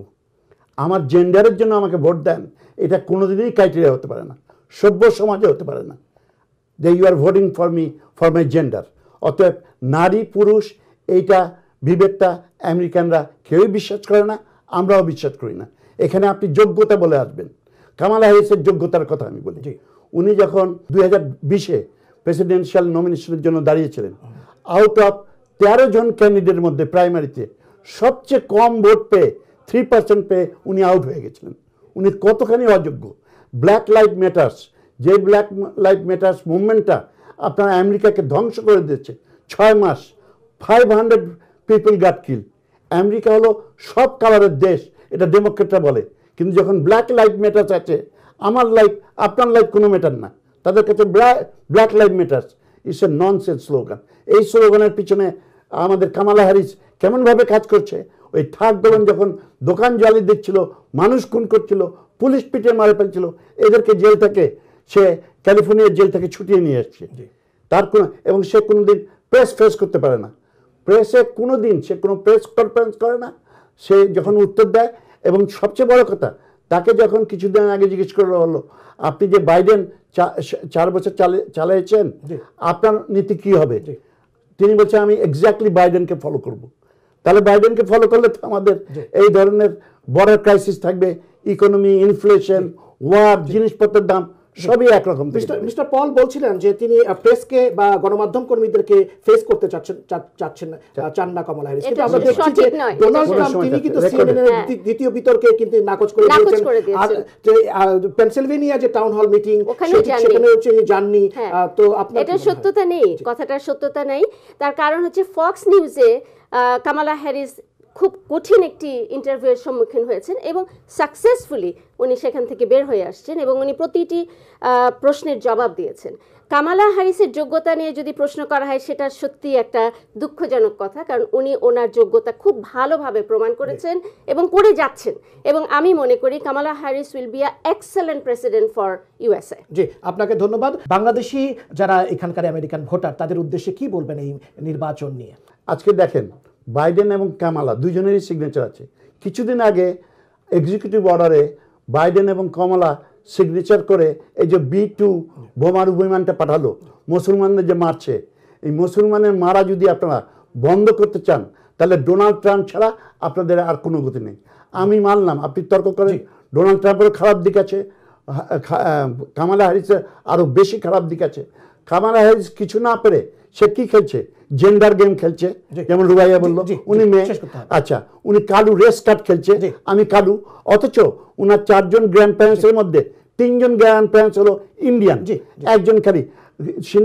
উনি কোনো মতেই কালো হতে পারে না, she is not black, she কোনোদিন নিজেকে ইন্ডিয়ানও বলেনি, সে এখন রেস কাট খেলছে। মিস্টার নাসির পল, জি দিছে, এটা খুবই লো গেম আর কি, আমাদের মনে হয় লো গেম। ধন্যবাদ মিস্টার পল। রুবাইয়া রহমান, বাংলাদেশি ভোটারদের উদ্দেশ্যে অবশ্যই আমার ভোটারদের উদ্দেশ্যে আমার একটাই কথা, আমরা বাংলাদেশি কমিউনিটি, এখন আমেরিকান কমিউনিটি, আমাদের ভোট দিতে হবে। ভোট দিয়ে আমরা আমাদের অধিকার আদায় করতে পারি। ভোট দেন, ভোট দেন এবং ভোট দেন। ভোটই আপনার অধিকার, ভোটই আপনার পাওয়ার। আপনি যে বাংলাদেশি আমেরিকান এটা প্রমাণ করার জন্য ভোটই অন্যতম। অনেক ধন্যবাদ রুবাইয়া রহমান। দর্শক, আপনারা দেখছিলেন সময় সংবাদের নতুন আয়োজন মার্কিন প্রেসিডেন্ট নির্বাচন নিয়ে আশা ইন্স্যুরেন্স ব্রোকারেজ হোয়াইট হাউসের লড়াই অনুষ্ঠান। এই ছিল আজকের মতো আমাদের আয়োজন। আপনারা সবাই ভালো থাকুন। আগামীকাল আবারও আপনাদের সঙ্গে দেখা হচ্ছে একই সময়ে একই অনুষ্ঠানে। সে পর্যন্ত সবাই ভালো থাকুন। ধন্যবাদ।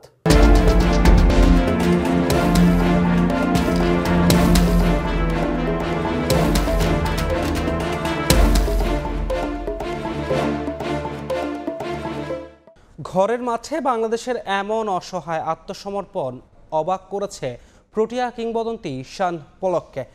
অনভিজ্ঞ সাউথ আফ্রিকার বিপক্ষে শান্তদের কাছ থেকে আরও প্রতিদ্বন্দ্বিতার আশা করেছিলেন তিনি। সময় সংবাদে দেয়া সাক্ষাৎকারে এমনটাই বলেছেন সাবেক অলরাউন্ডার।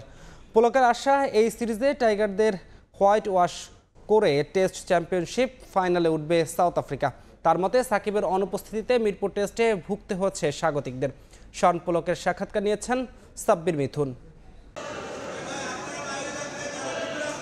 গত সেপ্টেম্বরের চিত্র, পাকিস্তানকে হোয়াইট ওয়াশ করে কয়েকদিন ব্যাপী উদযাপন শান্ত বাহিনীর।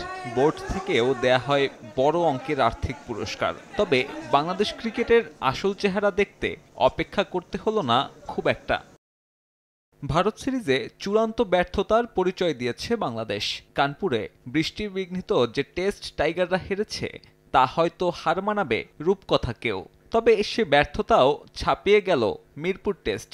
বিশেষ করে উপমহাদেশে প্রোটিয়াদের দীর্ঘ 10 বছরের আক্ষেপ মেটাতে ধন্যবাদ তো প্রাপ্যই শান্ত লিটনদের। মিরপুরে মূলত প্রথম সেশনেই হেরে গিয়েছিল বাংলাদেশ। চিরচেনা হোম অফ ক্রিকেটে নিজেদের ফেভারিট দাবি করলেও বাস্তবতা বুঝিয়ে দিল নবীনদের নিয়ে গড়া প্রোটিয়া 11। নিজের দলের কাছে জয়ের প্রত্যাশা থাকলেও টাইগারদের এমন অসহায় আত্মসমর্পণ অবাক করেছে Protea কিংবদন্তিকে। Very good news for this team because this is a relatively young side. We haven't won on the subcontinent for 10 years now. So for them to do that, I think it's big for them because these players haven't been in these conditions before. মিরপুরের দাপটে জয় আত্মবিশ্বাস বাড়িয়ে দিয়েছে south আফ্রিকার। এখন সফররতদের চোখ world test চ্যাম্পিয়নশিপের final. চট্টগ্রামে সিরিজ নিশ্চিত করে মার্করামদের সেই সম্ভাবনা আরও বাড়ানোর পরামর্শ শন পোলকের। Yeah, they haven't played many tests, that's right. So, and they've still got a chance now. Having won that, they've got a chance to make obviously the Test Championship final. So that's exciting for them as well. নানান নাটকীয়তায় মিরপুরে বিদায়ী test খেলা হয়নি সাকিব আল হাসানের। শন পলকের মতে তার অনুপস্থিতি একটু হলেও প্রভাব ফেলেছে ফলাফলে। যদিও সাকিব কেন খেলেননি সে বিষয়ে নিশ্চিত নন এই সাবেক cricketer. All-rounders have a big influence. Whether he was ready to go, whether he'd had enough cricket in preparation, I don't know these facts. I don't know who's played. And I don't really want to get involved. 2 ম্যাচের test সিরিজে ধারাভাষ্যকারের দায়িত্ব পালন করছেন সাবেক এই তারকা allrounder. Sabbir মিথুন, সময় সংবাদ, ঢাকা। সাউথ আফ্রিকার বিপক্ষে দ্বিতীয় টেস্টের জন্য 15 সদস্যের দল ঘোষণা করেছে বাংলাদেশ ক্রিকেট বোর্ড। ঢাকা টেস্টের স্কোয়াড থেকে বাদ পড়েছেন পেসার তাসকিন আহমেদ, আর তার জায়গায় ডাক পেয়েছেন আরেক পেসার সৈয়দ খালেদ আহমেদ। ঢাকা টেস্টে ভরাডুবি হলেও বাংলাদেশ দল নিয়ে কোনো কাটাছেঁড়া করেনি বিসিবির নির্বাচক প্যানেল। কেবলমাত্র মিরপুর টেস্টের একাদশের বাইরে থাকা তাসকিনকে বাদ দেওয়া হয়েছে সিরিজ বাঁচানোর মিশন থেকে। তার জায়গায় দলে এসেছেন খালেদ আহমেদ। এছাড়া বাকি স্কোয়াড রাখা হয়েছে অপরিবর্তিত। অধিনায়ক শান্তর পাশাপাশি ওপেনিং জুটিতেও এ দফাতে টিকে গেছেন সাদমান এবং জাকির। তবে ঢাকা টেস্টের 2 ইনিংসেই বাজেভাবে আউট হওয়ায় চট্টগ্রামে একাদশ থেকে ছিটকে যেতে পারেন সাদমান ইসলাম। সেক্ষেত্রে দলে ঢুকতে পারেন জাকির হাসান। তবে সবচেয়ে বেশি আলোচনায় আছেন পেসাররা। ঢাকায় একাদশে এক পেসার থাকলেও এবার নীতি বদলাতে পারে টাইগার টিম ম্যানেজমেন্ট। সেক্ষেত্রে সাগরিকায় আবারও 2 পেসার নিয়ে একাদশ সাজানোর সুযোগ আছে শান্তর সামনে। এছাড়া মিরাজ তাইজুলদের সঙ্গে নাইম তৃতীয় স্পিনার হিসেবে থাকবেন কিনা সন্দেহ আছে সেখানেও। নাইমের ঢাকা টেস্টের পারফরমেন্স বিবেচনায় নিলে অভিষেক হতে পারে হাসান মুরাদের। এবার দেশের ফুটবলের খবর। সাফের সেমিফাইনালে আগামী 27 অক্টোবর ভুটানকে প্রতিপক্ষ হিসেবে পেয়েছে বাংলাদেশ। ভারতের বিপক্ষে গুরুত্বপূর্ণ ম্যাচের আগে সাবেক কোচ গোলাম রব্বানী ছোটনের কাছ থেকে পরামর্শ নিয়েছিলেন অধিনায়ক সাবিনা খাতুন। জানালেন দলের মাঝে কোনো ধরনের অন্তকোন্দল নেই, উড়িয়ে দিয়েছেন জুনিয়রদের সাথে দূরত্বের খবর। সেমিফাইনাল নিশ্চিতের পর নির্ভার অধিনায়ক আরও জানান, সমালোচনা তাকে ভালো খেলতে সাহায্য করে। প্রশংসায় ভাসিয়েছেন ফরওয়ার্ড তুহুরা খাতুনকে। 2023 সালের জুনে বাংলাদেশ নারী ফুটবল দলের সঙ্গে দীর্ঘ 14 বছরের বন্ধন ছিন্ন করেন কোচ গোলাম রব্বানী ছোটন। তবে দলের সঙ্গে না থেকেও সবসময়ই ছায়া হয়ে আছেন নারী ফুটবলের এই কারিগর। যে কোনো কঠিন মুহূর্তে প্রিয় কোচের কাছ থেকে পরামর্শ নেন অধিনায়ক সাবিনা খাতুন।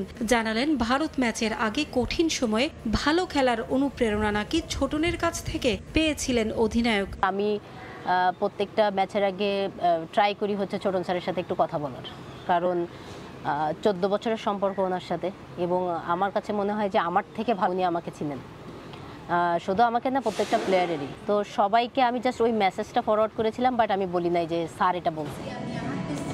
সাফ চ্যাম্পিয়নশিপে ভারতের বিপক্ষে স্বস্তির জয়ের পর মাথা থেকে নেমে গেছে পাহাড় সমান বোঝা। তাই তো বেশ ফুরফুরে মেজাজে হোটেলে স্ট্রেচিং, সুইমিং করে দিনটা কেটেছে নারী ফুটবলারদের। সুন্দর এই মুখগুলোই বলে দিচ্ছে দলের মাঝে নেই আগের সেই অস্থির পরিস্থিতি।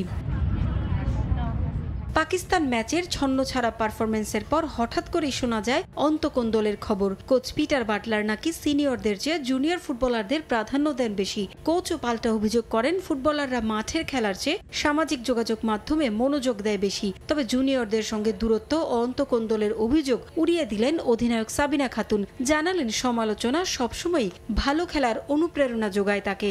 আমরা আমাদের জুনিয়রদেরকে যথেষ্ট ভালোবাসি এবং আমরা মনে হয় যে তাদেরকে আমরা যথেষ্ট আদর স্নেহ করি। তর্ক বিতর্ক আসলেই আসলে চ্যালেঞ্জ নেওয়া যায় এবং ভালো করা যায়। সো আমার কাছে আসলে কন্ট্রোভার্সিটাকে আমি সবসময় পজিটিভভাবে নিই। সেমিফাইনালে প্রতিপক্ষ হিসেবে ভুটানকে পেয়েছে বাংলাদেশ। তবে প্রতিপক্ষ নিয়ে না ভেবে নিজেদের খেলার দিকেই মনোযোগ দিতে চান সাবিনা খাতুন। প্রতিপক্ষ আসলে এখানে সব কয়টা টিমই হচ্ছে খুবই কম্পিটিটিভ। এখন আজকে ভুটান দেখেন মালদ্বীপের সাথে 13 গোল দিছে। প্রত্যেকটা প্রতিপক্ষই আসলে মানে আনপ্রেডিক্টেবল। তো আমরা চাই আসলে ভালো ফুটবল খেলা দিতে। মারিয়া আর মনিকার সাথে আমার আলাদা একটা কেমিস্ট্রি মাঠে সবসময়ই থাকে, কারণ তিনজনের বন্ডিং যখন ভালো হবে অপোনেন্টের জন্য সবসময় একটা মানে মাঝমাঠ যদি আপনি ভালোভাবে দখলে রাখতে পারেন অপোনেন্টের জন্য সবসময়ই চাপ হয়। 27 অক্টোবর ফাইনালে ওঠার লড়াইয়ে দশরথ রঙ্গশালা স্টেডিয়ামে মুখোমুখি হবে বাংলাদেশ ও ভুটান। পারভিন আক্তার, সময় সংবাদ। 19 বছর ধরে অবকাঠামোগত উন্নয়ন বঞ্চিত যশোরের শামসুল হুদা স্টেডিয়াম, যে কারণে জেলায় আয়োজন করা যাচ্ছে না প্রতিযোগিতামূলক কোনো খেলা। প্রতিশ্রুতি দিয়েও আওয়ামী লীগ সরকারের জনসভার জন্য 2 বছর আগে ভেঙে ফেলা গ্যালারিটিও পুনর্নির্মাণ করা হয়নি।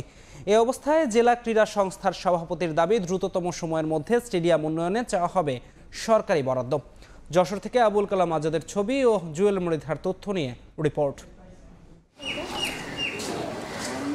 একটা সময় সারা বছর বিভিন্ন টুর্নামেন্ট অনুষ্ঠিত হতো যশোরের ঐতিহ্যবাহী শামসুল হুদা স্টেডিয়ামে। খেলোয়াড়দের উপস্থিতিতে মুখরিত থাকত গ্যালারি। নতুন নতুন খেলোয়াড় তৈরি হতো যাদের অবদান ছিল জাতীয় পর্যায়ে। সেই স্টেডিয়ামের এখন বেহাল দশা। জরাজীর্ণ হয়ে পড়েছে স্টেডিয়ামের বিভিন্ন ভবন, খেলোয়াড়দের ড্রেসিং রুম, গ্যালারি। 2005 সালের পর হয়নি কোনো অবকাঠামোগত উন্নয়ন।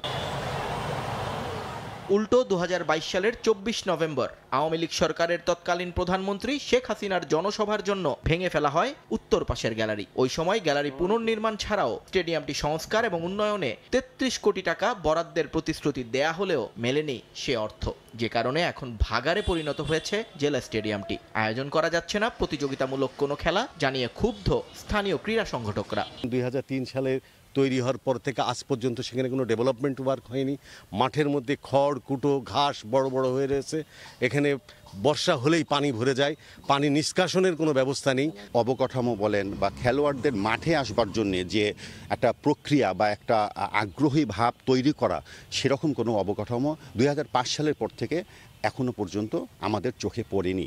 এই অবকাঠামো সহ খেলোয়াড় দিক থেকে আমাদের উপযোগী করার জন্য আমাদের আগামী সময়টা সুন্দর একটা ব্যবস্থা করা হোক, এটা আমি আশা করি। আপাতত নতুন করে কোনো স্টেডিয়াম বানানো হবে না বলে জানিয়েছেন যুব ও ক্রীড়া উপদেষ্টা, বরং সবার কাছে চেয়েছেন পুরানো স্টেডিয়াম সংস্কারের পরিকল্পনা। সে ধারাবাহিকতায় দ্রুততম সময়ে শামসুল হুদা স্টেডিয়াম উন্নয়নে সরকারি বরাদ্দ চাওয়ার কথা জানালেন জেলা ক্রীড়া সংস্থার সভাপতি এবং জেলা প্রশাসক। জরাজীর্ণ অবস্থায় আছে এবং খেলাধুলার অনুপযোগী অবস্থায় আছে, তো এই বিষয়ে আমরা জেলা ক্রীড়া সংস্থার আমরা দ্রুত সভা আহ্বান করি এবং সরকারের দৃষ্টি আকর্ষণপূর্বক আমরা দ্রুত সংস্কার একটা উদ্যোগ গ্রহণ করব।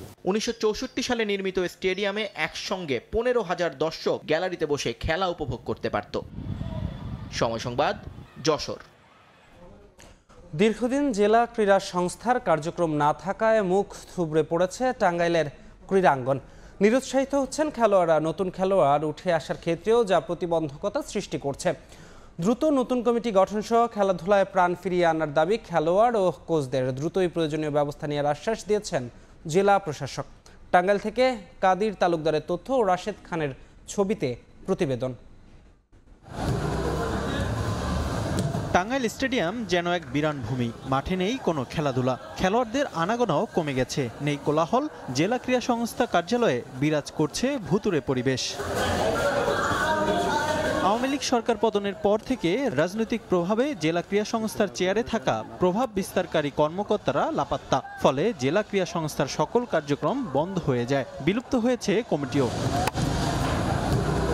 এদিকে মাসের পর মাস টাঙ্গাইল স্টেডিয়ামে খেলা না থাকায় মাঠ পড়ে আছে অযত্ন অবহেলায়। আউটার স্টেডিয়ামে স্থানীয় কোচরা ক্রিকেট কোচিং করালেও খেলোয়াড়দের মান যাচাই করা যাচ্ছে না। ফলে অনেকেই নিরুৎসাহিত হয়ে খেলাধুলা থেকে মুখ ফিরিয়ে নিচ্ছেন। এবার আবার অনেক তরুণ খেলোয়াড়ের মাদক সহ নানা অপকর্মের সঙ্গে জড়িত পড়ার সম্ভাবনাও দেখা দিয়েছে। জেলার খেলোয়াড় ও কোচরা বলছেন, দিনের পর দিন এভাবে জেলা ক্রীড়া সংস্থার কার্যক্রম বন্ধ থাকলে সম্ভাবনাময় ক্রীড়াবিদরা খেলা থেকে মুখ ফিরিয়ে নেবেন। দ্রুততম সময়ের মধ্যে জেলা ক্রীড়া সংস্থার নতুন কমিটি দেওয়ার দাবি তাদের। খেলাধুলার প্রতি আগ্রহ তৈরি করতে না পারলে বিপদগামী হতে পারে যুব সমাজ, এমন শঙ্কা তাদের। সার্বিক পরিস্থিতির কারণে আমাদের দীর্ঘদিন ধরে জেলা ক্রীড়া সংস্থা পুরোপুরি স্থবির হয়ে আছে, কোনো কার্যক্রম নাই। বাচ্চারা আমাদের ক্রিকেটার এবং ফুটবলাররা নিয়মিত বিভিন্ন জায়গায় প্রশিক্ষণ করতেছে, বাট খেলার কোনো সুযোগ নাই। বাচ্চারা আসতেছে প্র্যাকটিস, শুধু প্র্যাকটিসই করতেছে। এটা তো ম্যাচ না খেলতে পারলে এদের টেম্পারমেন্ট গ্রো হবে না, আপগ্রেড হবে না। নারী টিম নিয়ে কেউ ভাবে না, কোনো কিছু করে না। ক্রীড়া সংস্থার পক্ষ থেকেও ওই রকম কোনো কিছু আমি ভালো দেখি না। কোনো টুর্নামেন্ট নাই ওদের জন্য। প্র্যাকটিস করতেছি, প্র্যাকটিসে সবাই ভালো, কিন্তু যখন ম্যাচ হয় তখন মানে বোঝা যায়, পার্থক্যটা বোঝা যায় যে কে ভালো।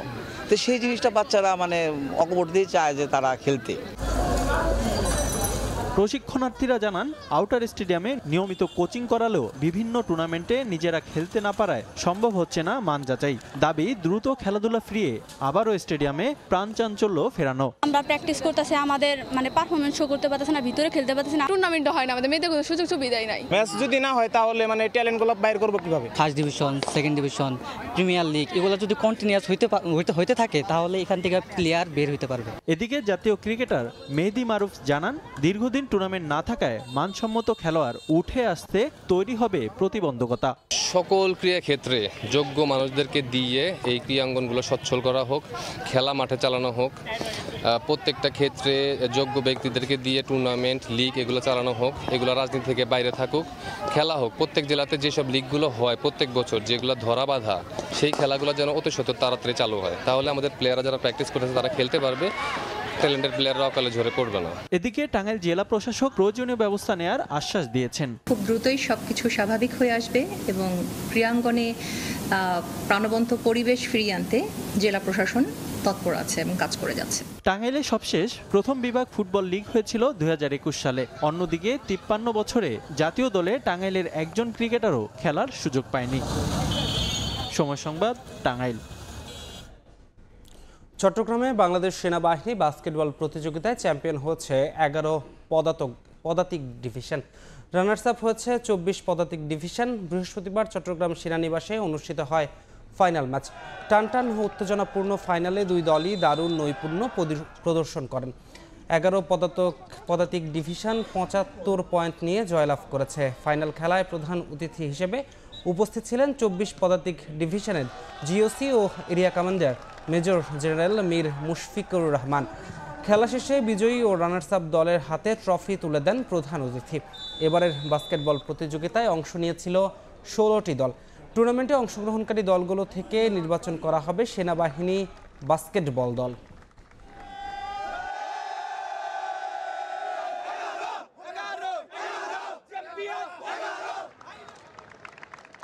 এবারের প্রতিযোগিতায় প্রতিটি দলই অত্যন্ত প্রতিযোগিতামূলক খেলা প্রদর্শন করতে পেরেছে। প্রতিযোগিতায় অংশগ্রহণকারী দলগুলোর মধ্য থেকে সেনাবাহিনী দল নির্বাচন করা হয়েছে। আমি নিশ্চিত যে আপনারা আন্তর্জাতিক এবং জাতীয় পর্যায়ে অংশগ্রহণ করে বাংলাদেশ সেনাবাহিনীর গৌরব অক্ষুণ্ণ রাখবেন। চ্যাম্পিয়ন হতে পেরে আমরা খুবই আনন্দিত এবং খুবই ভালো লাগতেছে। ভালো খেলাধুলা করে বাংলাদেশ ন্যাশনাল টিমে খেলার এবং বাংলাদেশকে ভালো একটা পর্যায়ে প্রদর্শন করার।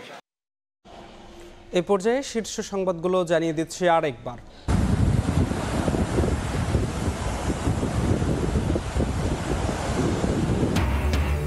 ভারতের ওড়িশায় আঘাত হেনেছে ঘূর্ণিঝড় দানা। স্থলভাগ অতিক্রম করছে 120 কিলোমিটার বেগে। সরিয়ে নেওয়া হয়েছে কয়েক লাখ বাসিন্দাকে। পশ্চিমবঙ্গেও তীব্র ঝড়ো হাওয়া, বৃষ্টি। কমলাপুর রেল স্টেশন ছেড়ে যাওয়ার সময় পঞ্চগড় এক্সপ্রেসের 3টি বগি লাইনচ্যুত। গতি কম থাকায় বাঁচলেন যাত্রীরা। এখনও শুরু হয়নি উদ্ধার কাজ। বাজার কারসাজি ঠেকাতে ডিজিটাল মূল্য তালিকা দেওয়ার আহ্বান। প্রযুক্তির ব্যবহার মধ্যস্বত্বভোগীর হাত থেকে সহজেই মুক্তি দিতে পারে ভোক্তাদের, বলছেন অর্থনীতিবিদরা। এবং নারায়ণগঞ্জে বালু উত্তোলনের মহোৎসব। প্রশাসনকে হাতের মুঠোয় নিয়ে অপকর্ম চালিয়ে আসছে প্রভাবশালী চক্র। নষ্ট হচ্ছে নদীর গতিপথ। যৌথ অভিযানের আশ্বাস বিআইডব্লিউটিএর। এই ছিল ভোরের সময়ে। সঙ্গে থাকুন সময়ের।